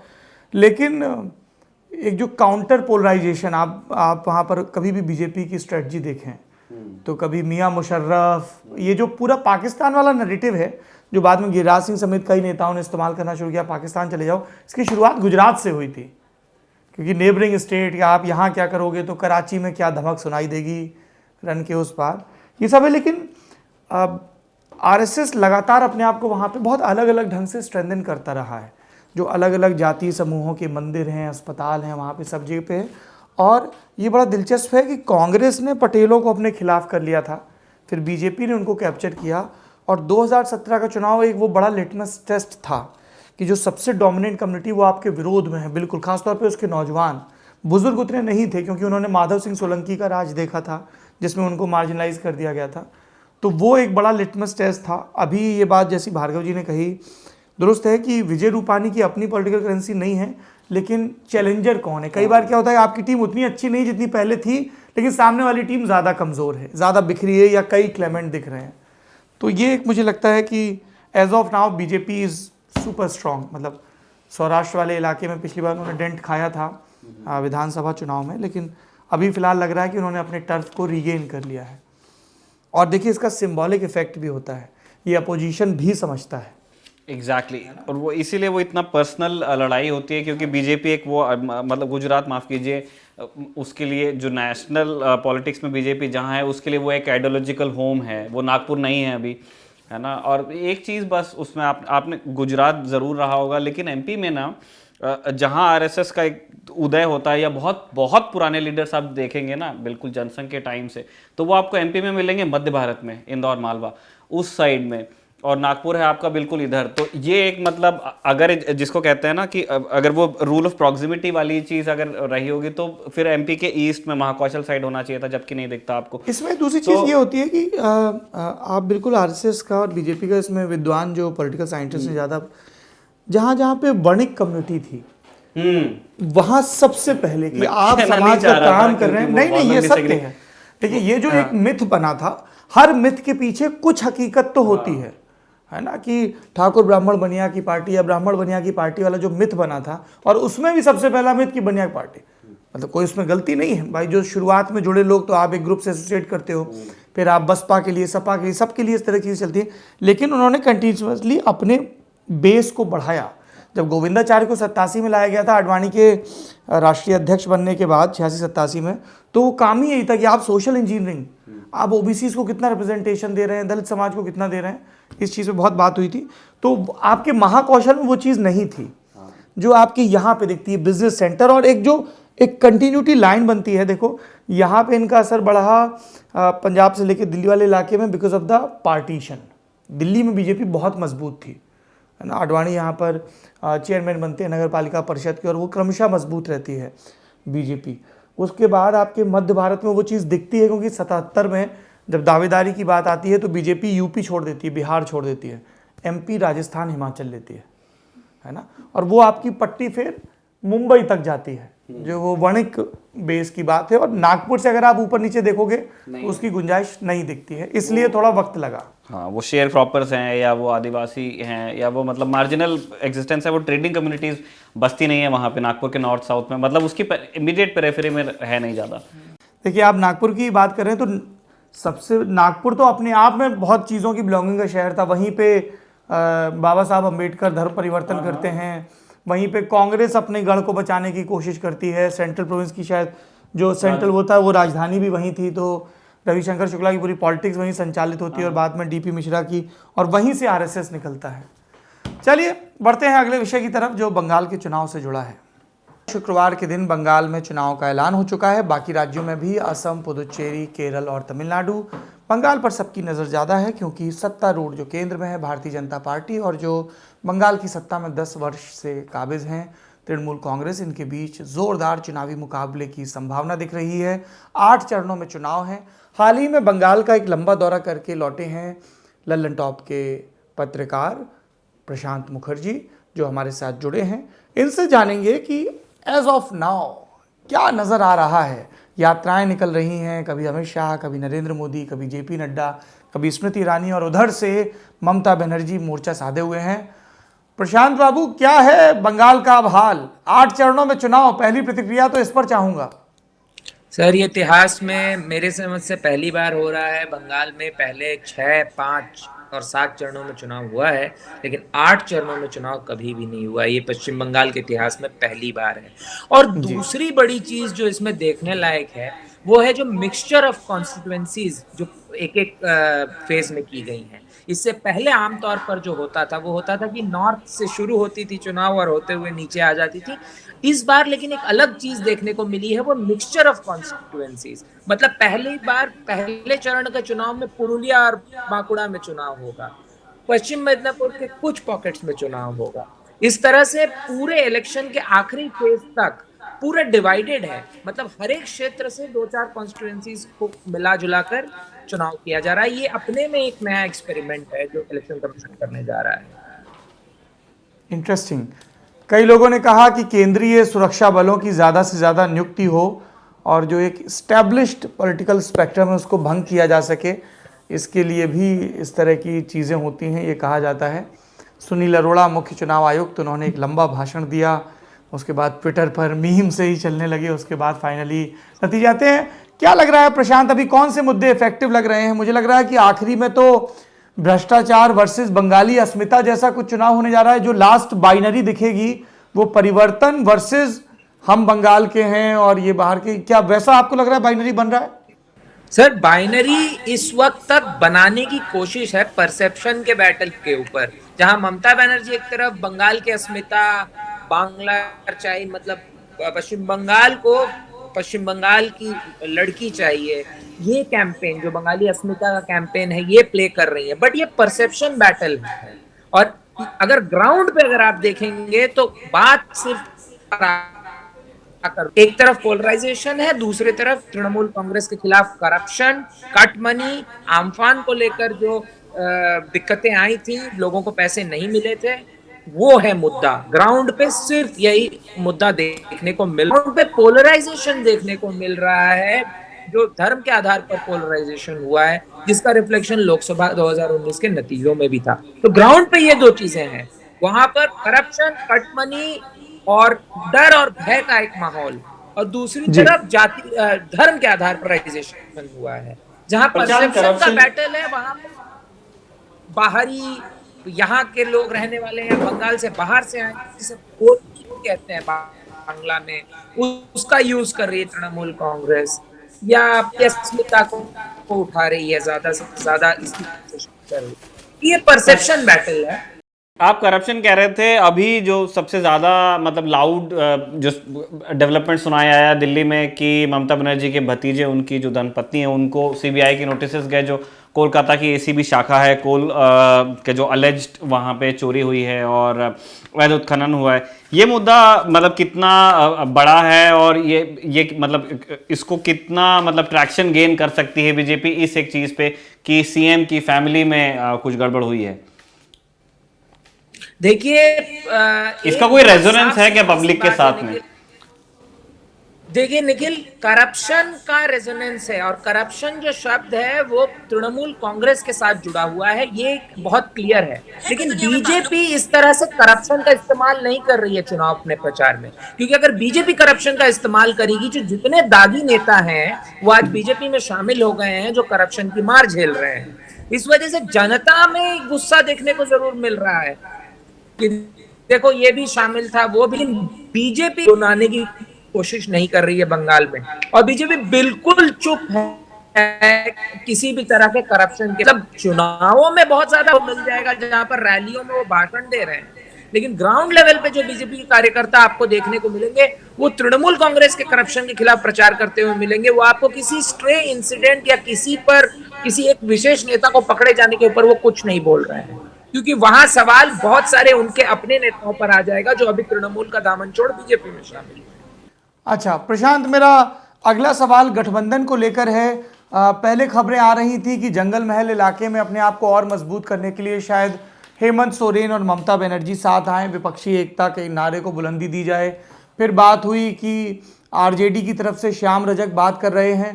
क्या आपको लगता है कि ममता बनर्जी किसी भी किस्म के गठबंधन में शामिल होंगी, जैसे पहले हमने देखा है वो कांग्रेस के साथ गठबंधन में रही हैं, या ये एक तरह से शायद ये दिखाया कि कमज़ोर पड़ रही इसलिए गठबंधन की ज़रूरत पड़ी, जैसा 2017 में यूपी में मैसेज किया था कि 12 में अखिलेश यादव अपने दम पर सत्ता में आ गए थे और 17 में उन्हें कांग्रेस के साथ जाना पड़ा। अलायंस को लेकर अभी क्या सीन दिख रहा है बंगाल में? सर मुझे जो ग्राउंड आया और जितने भी तृणमूल हमने बात की, मंत्रियों से बात की, उससे एक चीज तो साफ है कि तृणमूल इस चुनाव में अकेले ही जाना चाहती है, क्योंकि ममता बनर्जी ये जो दावा कर रही हैं बार बार कि उन्होंने बंगाल के लिए डिलीवर किया है, जहां तक स्कीम्स का सवाल है, जहां तक बाकी चीजों का सवाल है, तो उनकी स्कीम्स बहुत हद तक लोगों तक फायदा पहुंचा पाई है। लेकिन उसका जो दूसरा फ्लिप साइड है वो करप्शन और बाकी चीजें जिसकी वजह से वो घेरी जा रही हैं। लेकिन अपनी इमेज या Trinamool Congress as an identity to run the state, एक इंसान जो उसके पीछे ममता बनर्जी जो उनकी अपनी छवि है, इस तरह का मिक्सचर नहीं चाहती है। वो क्लीन है, वो क्लियर है, वो अकेली है, मतलब उनकी पार्टी अकेली है इस लड़ाई में। वो और किसी भी छोटे मोटे फैक्शन को भी शामिल करने के बारे में नहीं सोचेंगे। अच्छा, और अगर हम बीजेपी के सवाल पर आएंगे आखिरी में, उससे पहले मैं जानना चाहता हूं कि AIMIM या फुरफुरा शरीफ वाली जो पार्टी का अलायंस था उसकी बात चल रही थी, या लेफ्ट या कांग्रेस, इनकी कुछ तैयारी दिख रही है या ये फिर से अपने पॉकेट्स तक सीमित हैं? लोकसभा में कांग्रेस का चेहरा बंगाल से आता है, अधीर रंजन चौधरी, लेकिन बंगाल में तो कुछ दिख नहीं रही हलचल। राहुल गांधी का भी ज़्यादा फोकस तमिलनाडु पर है, केरला पर है। वो साफ है क्योंकि कांग्रेस अपने बेस्ट फ्लैंक पे प्ले करना चाहती है। केरल और तमिलनाडु इस वक्त कांग्रेस के लिए बेस्ट फ्लैंक है प्ले करके ज्यादा सीटें जीतने के लिए। पश्चिम बंगाल में उनको पता है कि जिस तरह का पोलराइजेशन हुआ था, कांग्रेस की मजबूत कांग्रेस को भारी वोट मिले थे 2019 के लोकसभा चुनाव में, अगर विधानसभा के वाइज उसको डिवाइड करके देखें तो जब भी पोलराइजेशन होगा, जो इमर्जिंग लार्जर पार्टी है उसके साथ वोटिंग ट्रेंड्स जाने का पॉलिटिकल कल्चर है, वो हम देखते आए और वो होगा। इस वजह से कांग्रेस इस बात को बहुत अच्छी तरह से जानती है। लेकिन एक बड़ी बात जो इसमें होने वाली है, लेफ्ट और कांग्रेस का कल एक रैली होने वाली है पश्चिम बंगाल के ब्रिगेड में। ब्रिगेड पैरेड ग्राउंड रैली के नाम से मशहूर, ये हर बार इलेक्शन से पहले किया जाता है। इस बार उस ब्रिगेड पैरेड ग्राउंड की रैली में एक बहुत बड़ी भीड़ उमड़ने की उम्मीद लगाई जा रही है। 2016 में भी भीड़ बड़ी थी, लेकिन इस बार और बड़ी हो सकती है, क्योंकि अब तक लेफ्ट और कांग्रेस ने जिन जिन इलाकों में रैली किया है वो तृणमूल कांग्रेस और मोदी जी के रैलियों से बड़ी रैलियां की हैं उन्होंने। हाँ, इसका वोट में कितना चेंज होगा ये कह पाना बहुत मुश्किल है, क्योंकि जमीन में इलेक्टोरल कन्वर्जन इसका नहीं दिख रहा है। जहां तक मुद्दों के सवाल पर जो वो रैली कर रहे हैं तो लोग उनके साथ इकट्ठा हो रहे हैं। AIMIM पिक्चर से बाहर है। इस वक्त फुरफुरा शरीफ आईएसएफ पार्टी लेफ्ट कांग्रेस के साथ अलायंस क्लिंच कर चुकी है। इस अलायंस से सबसे ज्यादा जो नुकसान होगा वो तृणमूल कांग्रेस को होगा। अगर 1% का भी वोट स्विंग मुस्लिम पार्टीज का हो जाता है या लेफ्ट और कांग्रेस अपना 1% भी वोट इनके बदौलत वापस हासिल करने में कामयाब होती है, तो करीब 20 ऐसी सीटें हैं जिसमें बीजेपी और तृणमूल के क्लोज कॉन्टेस्ट में बीजेपी आगे निकल सकती है। अच्छा, मेरा आखिरी सवाल प्रशांत आपसे ये है कि भारतीय जनता पार्टी की तरफ से नरेंद्र मोदी कई दफ़ा सरकारी कार्यक्रमों के सिलसिले में कई बार पार्टी के कार्यक्रम और उनके बाकी मंत्री और संगठन के लोग भी जुटे हैं। पिछले दिनों कई फिल्मी हस्तियों का जिक्र आया जिन्होंने पार्टी शामिल की। फिर एक ड्रग्स का केस आया, उसमें भी खूब इल्ज़ाम चल रहे हैं कि किसने किसको पकड़ाया, कौन किसके करीब था। बीजेपी की स्ट्रेटजी क्या उसी प्लैंक पर लगातार एग्रेसिव होती जा रही है या कुछ उसमें नए नए एलिमेंट भी ऐड हो रहे हैं? बीजेपी अपने पुराने प्लान पर पूरी तरह से अग्रेसिव है। ये जो स्ट्रे इंसिडेंट्स हैं जहां कोई पकड़ा जा रहा है ड्रग के स्कैंडल में, इसका जमीन पर कोई रिफ्लेक्शन देखने को नहीं मिल रहा है। वहां लोग क्लियर हैं, लोगों के अंदर एक डर है, डर से वो हेट्रेड में बदल रहा है और हेट्रेड में वो वोट कर रहे हैं तृणमूल कांग्रेस के खिलाफ। अगर हम 2011 का चुनाव देखेंगे पश्चिम बंगाल में, तो वो वोट तृणमूल कांग्रेस के लिए बिल्कुल भी नहीं था, वो वोट था सीपीएम के खिलाफ, जो सीपीएम वाली नेतृत्व के एंटी लेफ्ट वोट था। एंटी लेफ्ट वोट किसको गया? जो लार्जर परसेप्शन में अपने आप को अपोजिशन की तरह पेश कर पाया। इस वक्त अब लार्जर परसेप्शन में अपने आप को अपोजिशन की तरह पेश करने में लेफ्ट कांग्रेस मिलकर भी नहीं कर पा रहे हैं पश्चिम बंगाल में, और बीजेपी ने उस प्लान को कैप्चर कर लिया है पूरी तरह से। तो जो डिफॉल्ट बेनिफिशियरी बनता है पश्चिम बंगाल में इस समय, जो तृणमूल के एंटी वोट का बेनिफिशियरी है, वो है बीजेपी। जब हम इलाकों में गए, लोगों से बात किया, उनको कैंडिडेट नहीं पता है, लेकिन वो जानते हैं कि वो बीजेपी को वोट करने वाले हैं क्योंकि वो परिवर्तन को वोट करेंगे, ऐसा वो कह रहे हैं। यहाँ आरएसएस नहीं है रिस्पॉन्सिबल बीजेपी की राइज के पीछे, बल्कि बीजेपी के मेटियोरिक राइज के पीछे तृणमूल का एंटी इनकम्बेंसी है, तृणमूल के खिलाफ जो गुस्सा है उस पर कैपिटलाइजेशन है। ये है यहाँ का पॉइंट, और यही इसी बात को रीड करने में बहुत सारे रिसर्चर या पत्रकार इस नैरेटिव में चले जाते हैं कि कैंडिडेट कौन है नहीं पता, सीएम फेस कौन है नहीं पता, लेकिन लोगों को इतना पता है कि उन्हें वोट तृणमूल के खिलाफ। तो बेसिकली जो पोलिंग बाइनरी है, if I can come back to the original term, तो वो pro Mamata and anti Mamata, उस पर तय होना है इस बार का चुनाव। प्रशांत, आप हमारे साथ जुड़े, बहुत बहुत शुक्रिया। उम्मीद करता हूं कि आप ज़मीनी हकीकत में जो चीज़ें देख के आए हैं वो जल्द ही दर्शकों के सामने होंगी, ताकि हमारे दर्शकों को बंगाल की मौजूदा पॉलिटिकल सिचुएशन के बारे में और जानकारी मिले। और जल्द ही प्रशांत मुखर्जी, मैं आपका दोस्त सौरभ और भी कई नौजवान साथी, मतलब मैं नौजवान नहीं हूँ, फ्लो में बोल गया, आपको लल्लन टॉप के परचम तले बंगाल के चुनाव में नज़र आएंगे। असम का चुनाव भी कवर करने की कोशिश करेंगे, पर जैसा प्रशांत ने जिक्र किया अभी बहुत थिन स्प्रेड हो गया है अलग अलग एरियाज़ में, तो और हमारी टीम अभी छोटी ही है, तो हमें देखना होगा। क्योंकि हम और ईमानदारी से कहें तो हम थोड़ा ही सही, लेकिन तमिलनाडु और उससे ज़्यादा केरल का चुनाव भी और पुदुचेरी का भी कवर करना चाहते थे, लेकिन अब देखते हैं कि संसाधन और समय कितनी इजाज़त देते हैं। अलग अलग मुद्दों पर चर्चा के बाद अब वक्त है नेता नगरी के अगले सेगमेंट की तरफ बढ़ने का, जिसका नाम है जवाबदेही। इसमें हमारे दर्शक सवाल पूछते हैं और मैं और निखिल उनके जवाब देने की कोशिश करते हैं। पहला सवाल है आहान वैद्या का, अलग अलग ढंग से पूछा जा रहा है। Newly built Ahmedabad stadium has been named after PM Narendra Modi, be it Pandit Nehru, Indira ji, Rajiv ji और मोदी जी। It has been a common affair to name infrastructure projects and public buildings after politicians. How much correct or fair is this practice? आहान, मुझे नहीं लगता कि देश में किसी भी क्रीड़ा संकुल का नाम किसी भी व्यक्ति के, राजनेता के नाम पर रखना चाहिए। खेल परिसरों का नाम हमेशा खिलाड़ियों के नाम पर ही रखा जाना चाहिए, ताकि जो आगे आने वाले लोग हैं, लड़के लड़कियां जो खेल में करियर बनाना चाहते हैं, उनके लिए एक आदर्श स्थापित हो। अलग अलग फील्ड के लोग हैं, आप उनका नाम रखें, लेकिन हम शुरू से ये देख रहे हैं इस देश में कि पहले एक क्रम चलता रहा कि गांधी नेहरू परिवार के ही नाम पर सबका नाम, और उसी तर्क की आड़ में अब बीजेपी भी वही काम कर रही है, जिसको कई लोगों ने बीजेपी का कांग्रेसीकरण भी किया। आप समझिए कि वहाँ पे वीनू मांकट का नाम पे हो सकता था, इतने इस देश के महान ऑलराउंडर हैं, किसी भी खिलाड़ी के नाम पर होता। क्रिकेट प्रशासकों के नाम पर स्टेडियम का नाम रखने की परंपरा से मैं व्यक्तिगत रूप से बिल्कुल भी सहमत नहीं हूँ। फिर चाहे वो चिदम्बरम स्टेडियम हो चेन्नई का, चाहे वो चेन्नास्वामी स्टेडियम हो, चाहे अरुण जेटली के नाम पर यहाँ पर स्टेडियम नाम रखने की बात हो, या फिर चाहे प्रधानमंत्री के नाम पर नरेंद्र मोदी स्टेडियम रखने की बात हो। लेकिन हम सब जानते हैं कि बीसीसीआई एक क्रिकेट नियामक संस्था के साथ साथ एक पॉलिटिकल संस्था है। जो देश का पॉलिटिकल मिजाज होता है वो बीसीसीआई पर भी रिफ्लेक्ट होता है। एक समय था जब वहाँ पर राजीव शुक्ल और शरद पवार सर्वशक्तिमान हुआ करते थे यूपीए के दौर में। उसके पहले के दौर में उतना सीधा दखल नहीं था। आज के दौर में आप देखेंगे तो गृह मंत्री अमित शाह के बेटे जय शाह वहाँ पर सचिव हैं। सौरभ गांगुली गुड बुक में माने जाते हैं। अनुराग ठाकुर के भाई वहाँ पर हैं। तो और आप राज्यों में भी देखेंगे तो वहाँ पर भी इस तरह का है। तो हमेशा से ही हमने देखा है कि अलग अलग सत्तारूढ़ दल अपने अपने हिसाब से इन क्रिकेट एसोसिएशंस को प्रभावित करने की कोशिश कर रहे हैं। इसलिए आई फर्मली बिलीव कि चाहे वो लोढ़ा कमेटी की रिपोर्ट हो या मुदगल कमेटी की, जो भी सुप्रीम कोर्ट के इंटरवेंशन से क्रिकेट एडमिनिस्ट्रेटर्स की कमेटी बनी थी और उनके जो ठोस सजेशन थे, यदि उनको फॉलो किया जाता और ये जो राजनीति का दुष्चक्र है उससे क्रिकेट को बचाया जाता तो शायद बेहतर होता। लेकिन ऐसा होना आसान कहाँ है, क्योंकि ज़्यादा आसान ख्वाब में तमाम ईमानदार रंग भरना है।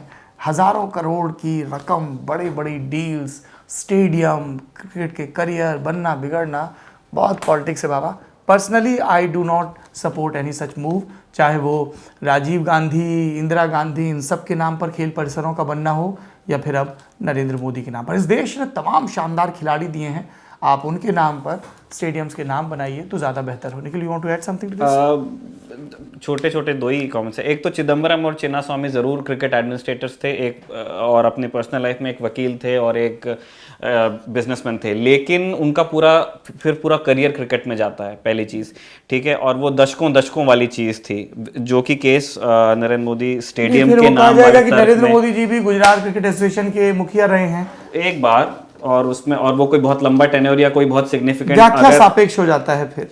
हाँ नहीं, व्याख्या सापेक्ष में भी आप अगर 3 डेकेड और 3-4 साल का कंपैरिजन, मुझे मतलब व्याख्या सापेक्ष में नहीं बनता वो, पहली चीज।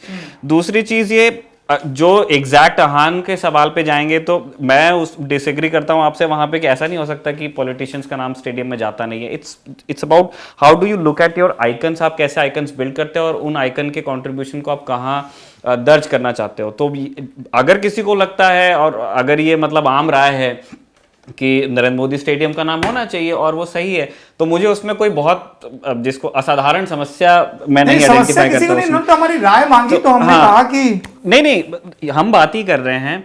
तो हो सकता है मतलब जिस भी व्यक्ति को आप आइकन मानते हैं, ठीक है, अब जैसे कोई कल श्रीधरन का इतना बड़ा योगदान रेलवेज में है, कल को रेलवेज मिनिस्ट्री का नाम या रेल भवन का नाम श्रीधरन भवन हो जाए तो उसमें कोई प्रॉब्लम नहीं है, क्योंकि उनका कंट्रीब्यूशन है। हाँ, बड़ा कंट्रीब्यूशन है और वो एक आइकन के तौर पे उनको उनके काम को एक्सेप्ट किया जाता है और उनको एक रिकग्निशन के तौर पे अगर आप वहां पे दे रहे हो।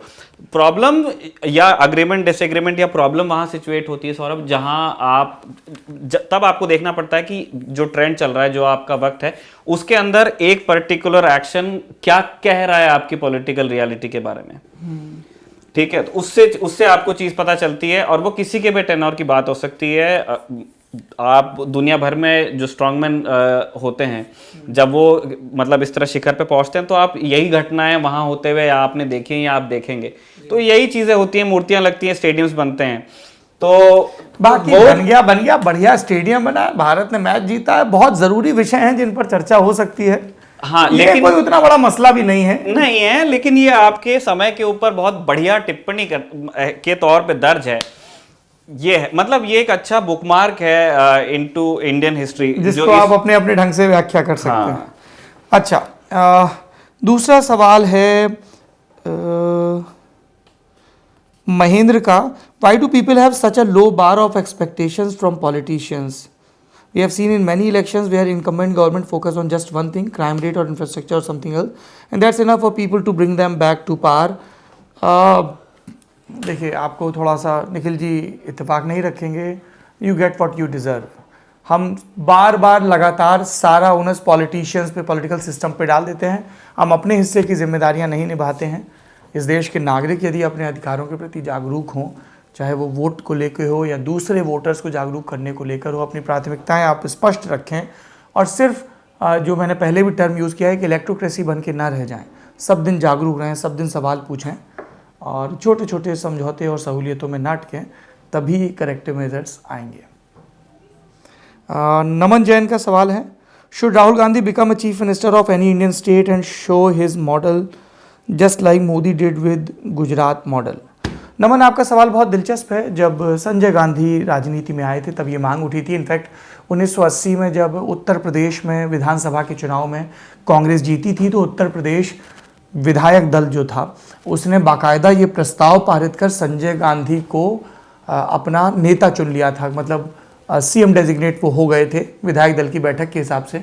लेकिन जब वो नेता जिसमें नारायण दत्त तिवारी, वीर बहादुर सिंह, संजय सिंह वगैरह शामिल थे, इंदिरा के पास इस प्रस्ताव को लेकर पहुंचते हैं तो झिड़की खाते हैं कि आप चाहते हैं कि मैं यहाँ पर अकेली पड़ जाऊँ। तो इस तरह की बात हुई थी, राजीव के दौर में भी हुई और राहुल के दौर में भी ये बात आई जब राहुल भट्टा परसौल में बहुत सक्रिय थे। 2012 के चुनाव के पहले काफ़ी एक्टिव हो रहे थे, तब भी उसके पहले भी, कि क्या उन्हें पहले किसी राज्य में अपनी राजनीति करनी चाहिए।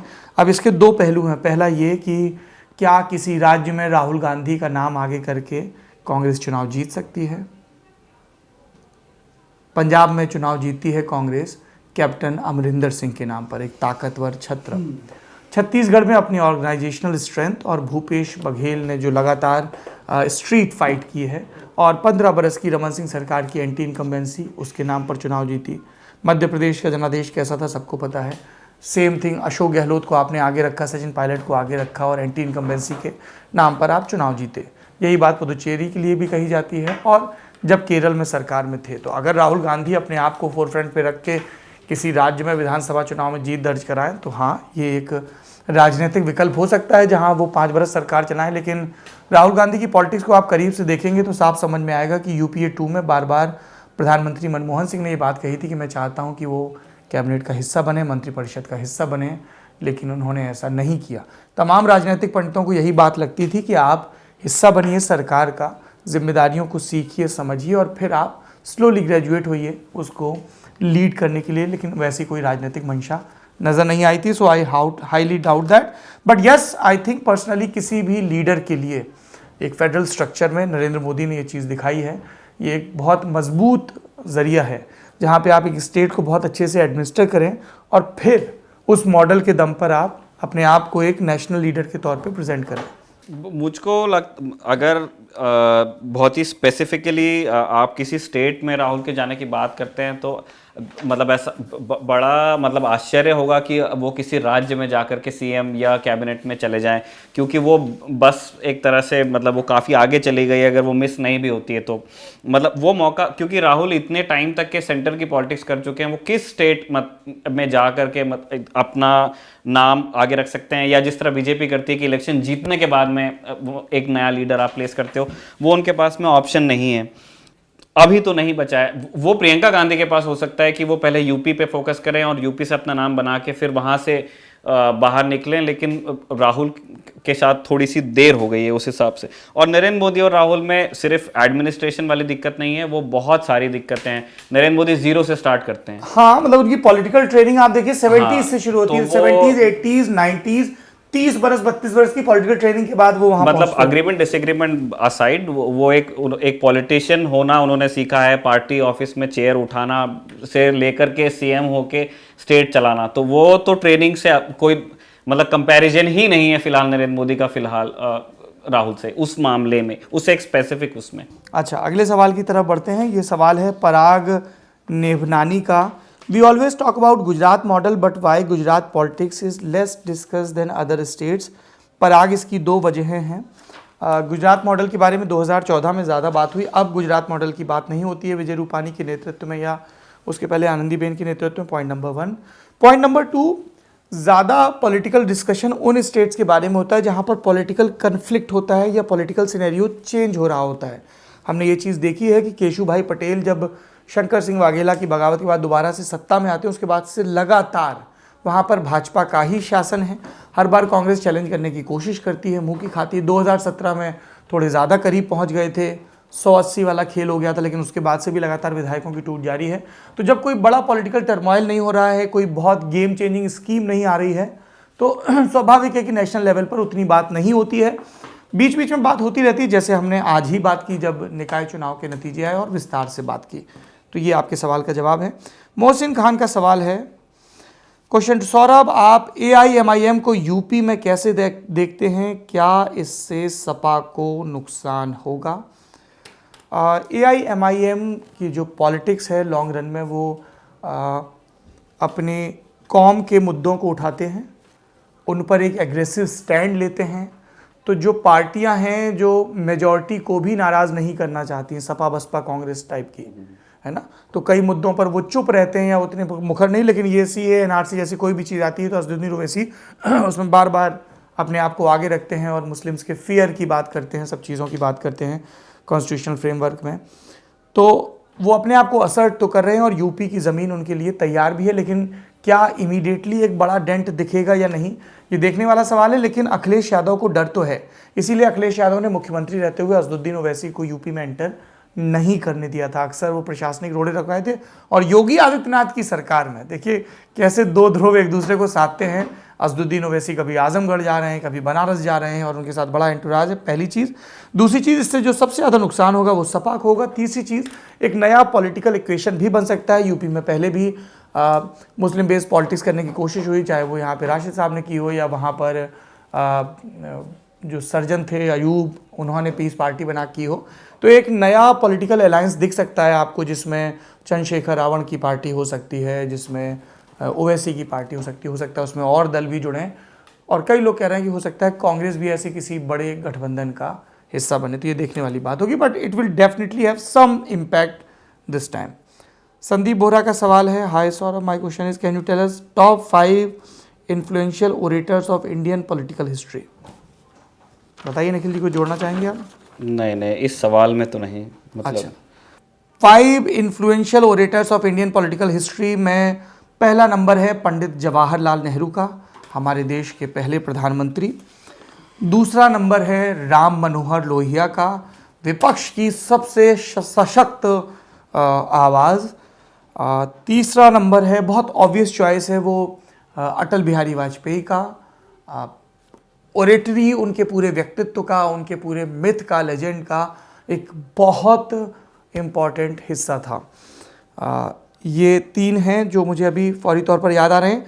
मैं सुषमा स्वराज और प्रमोद महाजन और यशवंत सिन्हा भी बहुत सधा हुआ बोलते हैं, तो इनकी भी वक्तव्य शैली का, और सुषमा स्वराज और प्रमोद महाजन तो खास तौर पर देखिए, आप देखेंगे कि RSS की नर्सरी से जो लोग निकले हैं वो उनकी एक ट्रेनिंग होती है लंबी पब्लिक स्पीकिंग की। इसके अलावा एक स्पीच बड़ी वायरल हुई थी, बड़े देसी खांटी समाजवादी नेता है हुकुमदेव नारायण यादव, बिहार से आते हैं, मधुबनी वाले इलाके से आते हैं। तो उनकी स्पीचेस सुन के समझ में आता है कि दिस फेलो मीन्स बिजनेस। अगर पॉलिटिकल इंटरवेंशन की बात करें तो P चिदम्बरम, कपिल सिब्बल, अरुण शौरी, ये जो भी लीगल बैकग्राउंड के लोग हैं, Ravishankar Prasad, so they can hold their audience. हालांकि मुझे वकीलों के बारे में किसी ने बड़ी अच्छी चीज़ बोली थी कि जो वकील अच्छा स्पीकर होता है वो अच्छा वकील नहीं होता है। उन्होंने बड़ा क्लियरली कर दिया था। उन्होंने कहा देखिए, जिसकी प्रैक्टिस बहुत अच्छी चल रही होगी ना, यू वोंट फाइंड कि वो एक वंडरफुल ऑरेटर है और पब्लिक को बहुत बांध के रखता है, ऐसा कभी नहीं होगा। और मुझको इसी चीज़ से रविशंकर प्रसाद और अरुण जेटली दोनों याद आ गए जब आप ये कह रहे थे अच्छा वकील अच्छा वक्ता। लेकिन तो मैं अच्छे वकील पे मेरी कोई टिप्पणी नहीं, मुझे उस बात की समझ नहीं है। ये मुझे भी फौरी तौर पर चंद्रशेखर अध्यक्ष जी, चंद्रशेखर बहुत कमाल के, बहुत खरे वक्ता थे और बहुत ही क्रेडेंशियल वाले आदमी। हीरेन मुखर्जी वेस्ट बंगाल से आते थे, बहुत ही कमाल, मतलब एक तरफ से अंग्रेजी में हीरेन मुखर्जी बोलते थे, हिंदी में अटल बिहारी वाजपेयी बोलते थे 60s में, और वो अद्भुत समय होता था। मधु दंडवते, डरते थे लोग मधु दंडवते जब जिसको कहते हैं ना खाल उधेड़ना चालू करते थे, बिल्कुल एकदम सत्ता पक्ष को तार तार करके रख देते थे। मुझे वो रिलायंस वाला एक प्रकरण याद आ रहा है, अगर आपको दिलचस्पी हो तो डिस्क्रिप्शन में मधु दंडवते वाला पॉलिटिकल किस्सा डाल दीजिएगा। तो बहुत सारे लोग हैं, हमने कुछ का नाम लेने की कोशिश की है इसमें। आप इसमें कुछ जोड़ना चाहते हैं? नहीं, मधु दंडवते के ही टाइम पे शायद गद्दियां भी लगी थी या जी ट्रेन में, तो वो उस रेल मंत्री रहते हुए, हाँ, उनसे पहले पटिए वाला काम था। और कोंकण रेलवे के पीछे भी मधु दंडवते कि वो वही उसी इलाके से आते थे सांसद बन के। अगले सवाल की तरफ बढ़ते हैं। ये सवाल है ऋषभ का। What do you prefer, e-books like in Kindle or hard copy like paperback? Sir, I am a very conservative person in this context. I always prefer hard copy. E-book पढ़ते हैं तो ना तो उसमें पन्ने मोड़ पाते हैं, जैसे ये मैं किताब लाया हूँ, देखिए इसमें जगह जगह मार्किंग है, पन्ने मुड़े हुए हैं, तो मैं इस मामले में निरा पुरातनपंथी व्यक्ति हूँ। दूसरा सवाल आपका है रिक्वेस्ट के तौर पे, आपने लिखा can you start a show like नेता नगरी, a weekly discussion show on international news. It's a good suggestion sir. मैं उम्मीद करता हूँ कि आप हमारा डेली इंटरनेशनल न्यूज़ शो दुनियादारी ज़रूर देखते होंगे। अगर आपने नहीं देखा है तो देखिए, और हम कोशिश करेंगे कि जब हम दुनियादारी की टीम का विस्तार करें तो कुछ नए शोज़ लेकर आएँ जिसमें इंटरनेशनल पॉलिटिक्स पर डिस्कशन शो भी हों, जिसमें विशेषज्ञ हों और भी कुछ नई चीज़ें हों। आशुतोष गोयल का सवाल है please recommend book to know the biography of Atal Bihari Vajpayee. यार मेरे पास ना अटल बिहारी वाजपेयी से जुड़ी कम से कम 18-20 किताबें हैं। अभी एक लेटेस्ट उनके शायद विजय तिवारी हैं, नहीं, त्रिवेदी, विनय सीतापति। बताता हूँ। एक तो अभी विनय सीतापति की किताब आई, जल्दी उस पर किताब वाला भी आएगा, मैंने पहले भी जिक्र किया है, जुगलबंदी, बीजेपी बिफोर मोदी। तो उन्होंने अटल और आडवाणी की जुगलबंदी और उसके सहारे जनसंघ और फिर बीजेपी के पूरे राइज को दिखाया है। आप वो देखिए, उससे आपको काफ़ी इंसाइट्स मिलेंगे अटल बिहारी वाजपेयी के बारे में। उल्लेख एनपी की किताब है अटल बिहारी वाजपेयी के बारे में, वो मुझे लगता है उन पर लिखी सबसे दुरुस्त बायोग्राफी है। इसके अलावा विजय त्रिवेदी ने लिखी है हार नहीं मानूंगा, वो भी आप देख सकते हैं। किंगशुक नाग की भी किताब है, एक रश्मि जी हैं उनकी भी किताब है। तो किताबें बहुत हैं, लेकिन अगर आप मेरी रिकमेंडेशन मांगेंगे तो ये उल्लेख एनपी वो और उसके बाद विजय त्रिवेदी, ये 2-3 किताबें हैं। इसके अलावा जो वाजपेयी साहब के बड़े अभिन्न मित्र थे, अप्पा घटाटे जिनको बोलते थे, उन्होंने इनके सारे संसदीय भाषणों का संकलन किया है जो प्रभात प्रकाशन से है, 4 खंड में है, 3 या 4 खंड में। तो वो देखना होगा, क्योंकि the myth called Atal Bihari Vajpayee, the person, the leader called Atal Bihari Vajpayee, उसके लिए उनके संसदीय भाषणों को पढ़ना बहुत दिलचस्प होता है। सुनीता चौधरी का सवाल है, इसका जवाब आप दीजिएगा। Question for Neta Nagri, sir can you please suggest some motivational book similar to Kalam साहब्स बुक। मोटिवेशनल बुक, हाँ, मतलब इस बुक में तो मेरा हाथ पूरा ही कमजोर चलता है। और मोटिवेशन में यार किताब से कैसे मोटिवेशन मिलेगा, मतलब मेरे लिए नहीं, समझना, मैं मतलब इससे सहमत नहीं हूँ। मतलब आप एक बहुत ऐसे रिलेटेबल स्टोरी पढ़ सकते हो, लेकिन वहाँ से क्योंकि मैंने ट्राई किया हुआ है पर होता नहीं है ऐसे। एक मैं किताब आपको देखिए, मैं इस मामले में, मैंने आपको पहले भी कहा था, मैं सुनील शेट्टी की फिल्मों को देख के भी रोने लगता था, भावुक हो जाता था। तो अपन को जैसे हम पाउलो कोएल्हो की किताबें पढ़ते हैं, अल्केमिस्ट, ज़ाहिर, ये सब, तो मुझे वो बहुत सही लगती हैं। आप चाहें तो मुझे जज कर सकते हैं। और चेतन भगत की भी जब मैं शुरुआती नॉवेल्स पढ़ता था, ख़ासतौर पे 5.1 और 3 मिस्टेक्स ऑफ माई लाइफ और 2 स्टेट्स, तो पढ़ के बहुत अच्छा लगता था, मोटिवेटेड फील होता था कि आपको you have to fight for things and everything. Ikigai पे अगर आप किताब पढ़ेंगे तो वो आपको मोटिवेशनल लगेगी। जीदू कृष्णमूर्ति को अगर आप पढ़ेंगे, मैंने पहले भी इस शो में जिक्र किया है, ओशो को आप पढ़िए, स्वामी विवेकानंद को पढ़िए सरल ढंग से। सबसे ज़्यादा मोटिवेशन मुझे लगता है अगर आप इंडियन क्लासिक्स को पढ़ेंगे तो उससे बहुत दृष्टि मिलती है। जातक कथाएं, पंचतंत्र, हितोपदेश और बृहद कथा, बहुत सारी है, बृहद कथा मंजरी बहुत, तो उसमें आपको एक दृष्टि मिलती है। और अगर if you ask me to pick one book, I will suggest आप उपनिषदों को पढ़ना शुरू करिए, जिसकी सरलतम टीका मिले ऐसे पढ़ना शुरू करिए। उन पे आपको लेक्चर्स मिल जाएंगे बहुत अच्छे अच्छे, वो ज्ञान का बहुत बड़ा स्रोत है। फरमान चौधरी, आपका सवाल मिल गया है, टॉप 5 मस्ट रीड बुक्स, लेकिन हम किताब पे ऑलरेडी बहुत चीज़ें कर चुके हैं।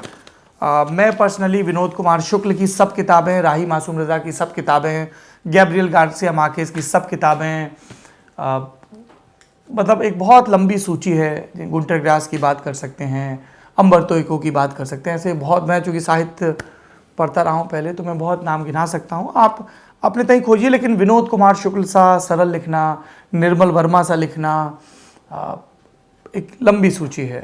मतलब रेंज भी बहुत ज़्यादा है। मैं चेतन भगत भी पढ़ता हूँ, मैंने रविंदर सिंह भी पढ़ने की कोशिश की, मैं नॉन फिक्शन थोड़ा ज़्यादा पढ़ता हूँ, मैं बच्चों वाली किताबें कॉमिक्स बहुत पढ़ता हूँ। तो खुद से खोजना होगा, ये बेस्ट 5 रिकमेंडेशन जैसा नहीं, बस पढ़िए, लगातार पढ़िए। मैं एक बुजुर्गवार के बारे में पढ़ रहा था, शायद मजरूह की या किसका किस्सा था कि कोई उनको पान का बीड़ा भी देता था ना, तो वो पान खा के और उसके ऊपर जो अखबार लगा होता था वो भी पढ़ने लगते थे। तो हाँ, ये किसी का किस्सा था। तो जवाबदेही में आज के लिए इतना ही, बढ़ते हैं आगे। जी, पराग निभाने वाले सवाल पे सौरभ, मतलब मुझे ना जब आप बोल चुके उसके बाद मुझको याद आया, उन्होंने पूछा था कि we always talk about Gujarat model, why Gujarat politics is less discuss than other states. ठीक है, अब इसमें कुछ चीज़ें मुझे कहनी है और कुछ चीज़ें मुझे समझनी है। पहली, क्या इसकी वजह यह है कि चाहे गुजरात जैसा भी कर रहा हो, लेकिन अब उसका क्रेडिट आप दोगे कहाँ? वो एक प्रॉब्लम है। उसको प्रोजेक्ट कोई नहीं कर रहा है नेशनल स्टेट पे जाके। विजय रूपानी अगर आके दिल्ली में बोले कि मैंने गुजरात में ये कर दिया, तो नरेंद्र मोदी उस पर कैसे रिएक्ट करेंगे? हाँ, और उधर जो सेंटर में है उनको आप क्रेडिट दोगे कैसे, क्योंकि वो सेंटर में है। 1 2, आप जिस तरह से बीजेपी ने खुद को कैरी किया है पिछले 6 साल में, आप उसमें भी एक चेंज देखते हो। जब 13 में या 12 खत्म होते होते जब गुजरात मॉडल की बात शुरू होती है, तो गुजरात मॉडल हमारे लिए कभी भी गोदरा नहीं था। गुजरात मॉडल हमेशा एक, मतलब एक जिसको कहते हैं एक स्टेबल सरकार, इंडस्ट्रियल डेवलपमेंट, विकास, रोजगार, आर्थिक उन्नति, ये सारी चीजें उस टाइम होती थी। और वही पोल प्लान, जीडीपी की रफ्तार बढ़ेगी, हाँ, और सिंगल विंडो क्लियरेंस होगा। तो वो 2014 का पोल प्लान था। अभी आप उसको कंपेयर कर लेंगे 2019 के पोल प्लान से, तो आपको ये सारी चीजें कहीं पेरिफेरी में मिलती है। वो नेशनल सिक्योरिटी और रिलीजन और इन सारी चीजों पे आ जाता है, हिंदुत्व बहुत ज्यादा उधर जाकर के खड़ा हो जाता है। एक चीज और भी है जिसकी गुजरात मॉडल पे कभी छुटपुट चर्चा हुई, अब तो चूंकि गुजरात मॉडल पे ही चर्चा नहीं होती तो उन चीजों पे नहीं। कुछ मामलों में गुजरात बहुत कमाल का है, जो वहाँ के लोग बहुत उद्यमी हैं, इंडस्ट्रियल ग्रोथ बहुत अच्छी है, वो सब चीज़ें। लेकिन एजुकेशन और हेल्थ के मामले में और सोशल इंडेक्स के मामले में गुजरात की परफॉर्मेंस बहुत अच्छी नहीं है, बहुत खराब है जी। तो बहुत अच्छी नहीं है, is the right way to express it. इसलिए मुझको ऐसा लगता है कि अभी जो बेस्ट फुट फॉरवर्ड वाली चीज है वो यूपी है बीजेपी के लिए, इसीलिए वो इतने और तब दूसरी चीज ये भी थी कि उनके पास सिर्फ 2 ही मॉडल थे जो कंटिन्यूटी में थे, एक एमपी मॉडल और एक गुजरात मॉडल। चूंकि एमपी में उतना इंडस्ट्रियल कैपिटल नहीं है और वो क्लेमेंट भी नहीं थे, आडवाणी खूब पुश करते रहे, तो उस पर बात नहीं हुई उतनी। चलिए बढ़ते हैं नेता नगरी के अगले सेगमेंट की तरफ, जिसका नाम है सिफारिश। एक और सप्ताह, एक और सिफारिश। क्या लिखा है आज आपके नोट्स में निखिल जी? इस बार की सिफारिश है इरुवर, एक फिल्म बनाई थी मणिरत्नम ने 1997 में, उसको आपको देखना चाहिए। इरुवर 2 शब्द थे क्या? वो सिर्फ एक ही हाँ, और जिसका अंग्रेजी अनुवाद हमने देखा इंटरनेट पे, तो द ड्यूओ की 2 लोगों की कहानी। और वो बड़ी इंटरेस्टिंग चीज़ है, अभी तमिलनाडु में आपके इलेक्शंस भी आज अनाउंस हो गई डेट्स। तो करुणानिधि और एमजीआर के बीच की जो पहले दोस्ती होती है, बहुत अच्छी दोस्ती होती है, और एक बिटर राइवलरी फिर फॉलो करती है जब बात वो पॉलिटिक्स पे आती है, तो उसको इसमें कैप्चर करने की कोशिश की है मणिरत्नम ने। वैसे बाद में जब फिल्म आ गई और सब लोगों ने पूछा करुणानिधि को, जलिता को, क्योंकि एमजीआर शायद थे नहीं तब 97, तो दोनों ने डिनाई किया कि हमें नहीं लगता कि हमारी लाइफ से कुछ है। लेकिन अब जो लोग हैं देखने वाले वो बताते हैं कि ये काफ़ी सही लगता है। तो और मणिरत्नम का बड़ा एक एक्सपर्टीज है अपने क्राफ्ट पे, वो एक बहुत अच्छे फिल्मकार हैं, तो उनकी कोई भी फिल्म आप देखो तो बड़ी प्यारी लगती है, देखने का मन करता है ना, तो इसलिए उसे देखा जा सकता है। लेकिन यहाँ पर मैं निखिल को रोककर अपने दर्शकों से भी अपील करना चाहूंगा।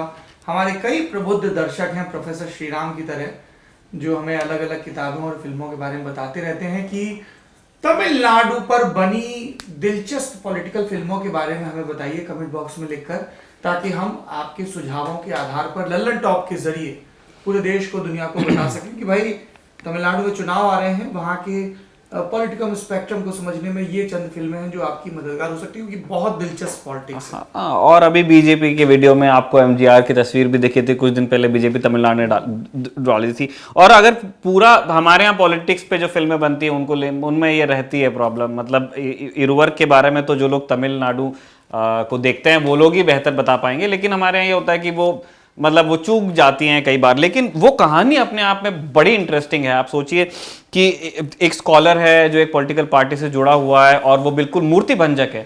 तमिलनाडु भी एक रिलीजियस सोसाइटी थी, द्रविड़ मूवमेंट आकर के उसको एक तरफ कर देता है। आप और वैसा है वो एसेस लिखता है, कविताएं लिखता है, फिर वो फिल्मों में आता है, तो फिल्में भी मतलब वो बहुत पाथ ब्रेकिंग बनाता है, और एक बहुत प्रॉमिसिंग एक्टर है, मतलब हट्टा कट्टा नौजवान जिसकी बड़ी कमांड है एकदम। और तो ये दो लोग जब MGR, हाँ, तो वो देखने की चीज है, मतलब वो मुझको थोड़े तो के दो चेले जिन्होंने, और वो ऐसा मतलब ऐसा लगता है कि आप रश देख रहे हैं। ये आपके जेम्स हंट और कौन थे वो दूसरे दो F1 रेस एसेस थे, एक जेम्स हंट थे, वो ब्रिटिश थे, और एक निकी लाउदा थे, वो उनकी अभी मतलब कुछ दिन पहले मौत हुई। तो वो भी इसी तरह की राइवलरी है, तो वो दोनों चीजें आप देख सकते हो। थोड़ा सा मुझे इससे जो एकेडमी में लास्ट टाइम नॉमिनेट हुई थी फोर्ड वर्सेस फरारी, उसी तरह की फिल्म है। रश तो वैसी ही फिल्म है ना, अगर इरुवर ना भी हो तो। निखिल जी, आपने फिल्म के बारे में बताया, मैं हमेशा की तरह किताब पे अटका हूँ। मेरा टीवी से नाता बस जितनी देर भी क्रॉस ट्रेनर पे चढ़ता हूँ बाइकिंग देखने तक है। पहली किताब है, ये BFC पब्लिकेशन से आई है, अमेज़ॉन और फ्लिपकार्ट पर उपलब्ध किताब, गांधी हार गए प्रश्नवाचक चिन्ह के साथ। इसे दुर्गेश पांडे ने लिखा है। दुर्गेश पांडे उत्तर प्रदेश की जुडिशरी सर्विस में हैं, जज हैं, बहुत ही फ्लैट परिचय कराना हो, फिलहाल वो एक पद पर हैं, और लिखते खूब हैं, पढ़ते उससे भी ज़्यादा हैं, खूब सोचते हैं। और एक डिस्क्लेमर और भी दे दूं, मेरे मित्र हैं, और किताब की भूमिका में लल्लन टॉप का जिक्र भी है। जब वो आभार लिख रहे हैं तो उन्होंने लिखा है इसके साथ साथ लल्लन टॉप के सौरभ द्विवेदी एवं उनके कार्यक्रम किताब वाला का भी आभार, जो कि किताबें पढ़ने के लिए सबको प्रेरित करते हैं। शुक्रिया दुर्गेश जी। अब किताब पर बात। निखिल, हम लोग जब सरस्वती शिशु मंदिर में पढ़ते थे तो नैतिक शिक्षा की एक किताब होती थी, आचार्य शिष्य संवाद। उसमें आचार्य जी कक्षा में आते हैं तो लड़के लड़कियों से बात शुरू करते हैं, अरे तुम आज ऐसे क्यों आई, तो हमारे यहाँ ये था, तो वो किसी त्यौहार पे, किसी रीति पर, किसी महापुरुष पर बात होती थी, कन्वर्सेशनल वो। और नसरीन मुन्नी कबीर की अगर आप किताबें पढ़ेंगे सिनेमा पे, या पिछले दिनों मैंने विदु विनोद चोपड़ा का इंटरव्यू किया था, तो वो भी कन्वर्सेशनल उस पर बेस्ड है, अभिजात जोशी और उनकी बातचीत। दिलचस्प लगता है मुझे वो पैटर्न। गांधी हार गए एक बच्ची और उसके फादर की बातचीत है। बिटिया का नाम आभा है और वो अपने पिता को बाबा बोलती है। तो टीवी पर खबरें चल रही हैं इतवार के रोज़ कि भारत चीन के बीच तनाव है, तो बच्ची बोलती है कि अगर हमारा देश बटा नहीं होता तो फिर चीन की हिम्मत नहीं होती ऐसा करने की, हम ज़्यादा ताकतवर होते। तो दूसरी बोलती है कि क्यों बट गया, तो जिन्ना ने बांटा, नहीं गांधी भी जिम्मेदारी, बच्चों ने जितना सुना है वो। तो फिर बाबा कहते हैं कि नहीं बेटा, बहुत सारी वजहें थी। चले आप बताओ ना, तो बोले अच्छा सुनोगे, ध्यान से सुनेंगे। तो फिर वो बातचीत शुरू होती है, ऐसे कन्वर्सेशनल है। अब ये सुन के लग रहा होगा कि यार ये बच्चों की किताब है क्या, मैं कहूँगा ये बच्चों से ज़्यादा बड़ों की किताब है। भारत अपने इतिहास बोध को लेकर बहुत लचर है, ये अफसोस की बात है। हम लोग सिर्फ कोर्स भर के इतिहास पढ़ते हैं, उतना रट्टा मारते हैं, लगातार नहीं जाते हैं इतिहास की तरफ नए नए साक्ष्यों, नई नई व्याख्याओं के साथ। और अब तो हम व्हाट्सएप फॉरवर्ड्स पर ज़्यादा डिपेंडेंट रहते हैं, या फेसबुक पे या यूट्यूब पे हमने कोई प्रोपेगेंडा वीडियो देख लिया, उसके आधार पे राय बना लेते हैं। गांधी हार गए इस विचार एक की खासियत ये है कि एक तो ये बहुत सरल सहज है, जैसे ललन टॉप होता है ना यार, किससे सुनाओ और उसके ज़रिए चीज़ें बताओ। भाषा के स्तर पर बहुत सरल है और तथ्यात्मक रूप से बहुत दुरुस्त है। चिट्ठियों को कोट किया गया है, गांधी और जिन्ना के बीच की, नेहरू, गोखले, इन सब का जिक्र है, तो आप जुड़ जाते हैं। तो it's a very easy read as well, और पूरे उस पॉलिटिकल स्पेक्ट्रम की वो बात करता है। कांग्रेस बनती है, फिर कांग्रेस के विरोध में सर सैयद अहमद खां, फिर मुस्लिम लीग कैसे फ्लोट होती है 20वीं सदी की शुरुआत में, फिर जिन्ना आते हैं तो जिन्ना एक मुस्लिम गोखले बनना चाहते हैं, वो पोंगापंथियों का, मौलवियों का, पंडितों का, कहते हैं इनका क्या काम है भाई पॉलिटिक्स में ये वो। और फिर कैसे 1937 तक आते आते जिन्ना की विचारधारा बदलती है, इकबाल उनको वापस लाते हैं इलाहाबाद अधिवेशन, वो सब होता है। और पूरा आप उसको पढ़ते हो आपको लगता है अच्छा कहानी चल रही है, अच्छा ये आर्ग्यूमेंट वो आर्ग्यूमेंट, बीच बीच में ढा के आते हैं, ऐसा कर दो वैसा कर दो, बीच में आता है अच्छा तुम्हारी तो स्कूल की क्लास शुरू हो गई है ऑनलाइन वाली, गुड मॉर्निंग तो बोल दो लैपटॉप करके। तो ये आपको इसलिए पढ़नी चाहिए कि एक विहंगम दृष्टि जो होती है ना, विहग कहते हैं पक्षी को, तो एक जो ओवरव्यू मिलता है आपको। और बिल्कुल आखिरी में बिटिया कहती है अच्छा फिर तो देश बट गया तो गांधी हार गए, तो वो बोलते हैं कि भाई गांधी एक व्यक्ति के तौर पर प्लस माइनस बहुत है, लेकिन एक जो विचार है, जो गांधी जिन्ना को चिट्ठी में लिख के कह रहे थे कि इस विचार के साथ समस्या है कि धर्म के आधार पर 2 राष्ट्र बने, है ना, आप इस चीज़ को समझ नहीं रहे हैं। और आखिरी में सारे संदर्भ ग्रंथ भी दिए गए हैं। तो कई दर्शक ये पूछते हैं हम क्या पढ़ें, तो आप देखिए ये 2.25 पन्ने में सिर्फ संदर्भ हैं कि आप नरेंद्र सिंह सरीला को पढ़िए, रामचंद्र गुहा को पढ़िए, राम नारायण चौधरी को पढ़िए, लोहिया जी को पढ़िए, इनको पढ़िए, उनको पढ़िए, वीरेंद्र कुमार बर्नवाल, पीरजादा, ये सब किताबों का जिक्र है। तो ये मेरी पहली रिकमेंडेशन है आपको, घर में बच्चे हैं तो भी और ख़ुद भी, अगर आपकी भारत के विभाजन में, भारत के शुरुआती इतिहास में, आज़ादी के पहले की दिलचस्पी है तो ये आपके लिए किताब है। दूसरी किताब की अगर मैं बात करूं तो ये हार्पर कॉलिंस से पब्लिश किताब है, इंडियाज़ चाइना चैलेंज। इसे आनंद कृष्णन ने लिखा है। आनंद कृष्णन अभी मेरे ख्याल से एक अखबार से जुड़े हैं, हाँ, द हिंदू से जुड़े हैं, उसके चाइना करस्पॉन्डेंट हैं, और उससे पहले वो इंडिया टुडे मैगज़ीन के साथ जुड़े हुए थे और विजिटिंग फेलो भी हैं, बहुत सारी चीज़ें हैं। इस किताब को आए कुछ समय हो चुका है, कुछ महीने हो चुके हैं, इसको ज़रूर पढ़ना चाहिए। Journey through China's rise and what it means for India. हम लोगों की चाइना में दिलचस्पी है, होनी भी चाहिए, और उस क्रम में वो लिखते हैं कि माओ, मतलब पूरा आपको एक हिस्टोरिकल कंटेक्स्ट देते हैं कि माओ की शेडो क्या थी, शी जिनपिंग का राइज़ क्या है, battle of ideas, manufacturing miracle. ये मैं चैप्टर्स के नाम पढ़ रहा हूँ ताकि आपको समझ में आए कि जब भी हम चाइना बात करते हैं तो 62 के घोस्ट के बारे में बात, तो एक पूरा आपको वो कंप्लीट पिक्चर देने की कोशिश करते हैं। आप रखवाले करते हैं और आप बहुत व्यस्त रहते हैं वीकडे पर, वीकेंड में, लेकिन फिर भी मैं चाहूँगा कि निखिल आप ये किताब ज़रूर पढ़ें, और पढ़ने के बाद किताब वाला के लिए अनंत कृष्णन से आप बातचीत भी करें। ये किताब है और ये सिर्फ 400 पन्नों की किताब है, तो मुझे लगता है कि आप अपने घरेलू काम भी निपटाएंगे तो भी सैटरडे संडे में इस किताब को आसानी से ख़त्म कर सकते हैं। 394 पन्ने हैं सिर्फ। ठीक है सर, है ना? तो तुम इसको पढ़ोगे? हाँ, ऐसे नहीं दर्शकों की तरफ देख के प्रॉमिस करो कि मैं पढ़ूंगा। मैं पढ़ लूँगा। और फिर अनंत कृष्णन से बात भी करोगे? अनंत कृष्णन कब से बात तक? भी कर लेंगे। सोमवार को। अभी तो इलेक्शंस के बाद ही होगा, अभी आज डेट्स आ गई हैं, पास डेट्स की। अभी इलेक्शन में समय है। फिर इलेक्शन की तैयारी भी कोई बात नहीं, तुम 2 दिन के लिए तैयारी मुलतवी कर दो। वैसे आप चीन में दिलचस्पी और उसकी बात कर रहे थे, credit where it's due. Bharat में मेन स्ट्रीम पॉलिटिशियंस में जिन लोगों ने पहचान की चीन के कि आपको उधर ध्यान देना चाहिए, और फिर वो एक जॉर्ज फर्नांडिस, नहीं जॉर्ज फर्नांडिस और जसवंत सिंह, दोनों ने मतलब उस टाइम कहा अपने अपने वक्त में कि असली खतरा, असली दुश्मन क्योंकि उस टाइम पाकिस्तान हम दोनों ने न्यूक्लियर टेस्ट किए थे, तो एक अलग ये चल रही थी, और इनका कहना था कि उधर ध्यान दो, और आप देखिए कि मतलब उस तरफ लक्ष्य ना देने का नतीजा अभी कैसे सामने आया है।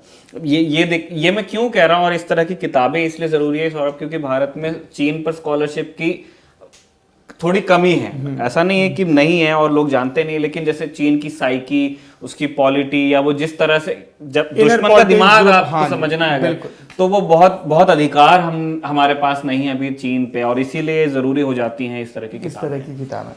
और बहुत ज़्यादा मैं किताबें या फिल्में आपको रेकमेंड नहीं कर रहा हूँ, क्योंकि मेरे गांव से, मेरे घर से मेरे दोस्त आए हैं मेरे कॉलेज के दिनों के, तो हम लोग खूब मस्ती करने वाले हैं। आप सीक्वेंस खेलते हैं? नहीं। सीक्वेंस एक प्रोबेबिलिटी का बड़ा खूबसूरत गेम होता है, उसमें कार्ड्स भी होते हैं, लेकिन आपको चिप रख के अपनी वो लाइन पूरी करनी होती है। एक बार कटरीना कैफ ने शायद एक फ़ोटो भी पोस्ट की थी, तो बड़ी चर्चा हुई। सब मज़ेदार गेम, प्रोबेबिलिटी का गेम है कि कहाँ कंप्लीट हो सकता है, तो हम लोग वो खूब खेलते हैं। और वीकेंड पे हमारे डेप्यूटी प्रोडक्शन हेड, और तुम लटाइमो के मेंबर नहीं हो ना? He is old enough. तो अमितेश जी और हम सब लोग क्रिकेट भी खेलना शुरू किया है हमने, जबकि मैं खूब ज्ञान देता रहता था कि वक्त की बर्बादी है, पर थोड़ा रौन छौन हो जाती है, तो क्रिकेट में समय जाता है।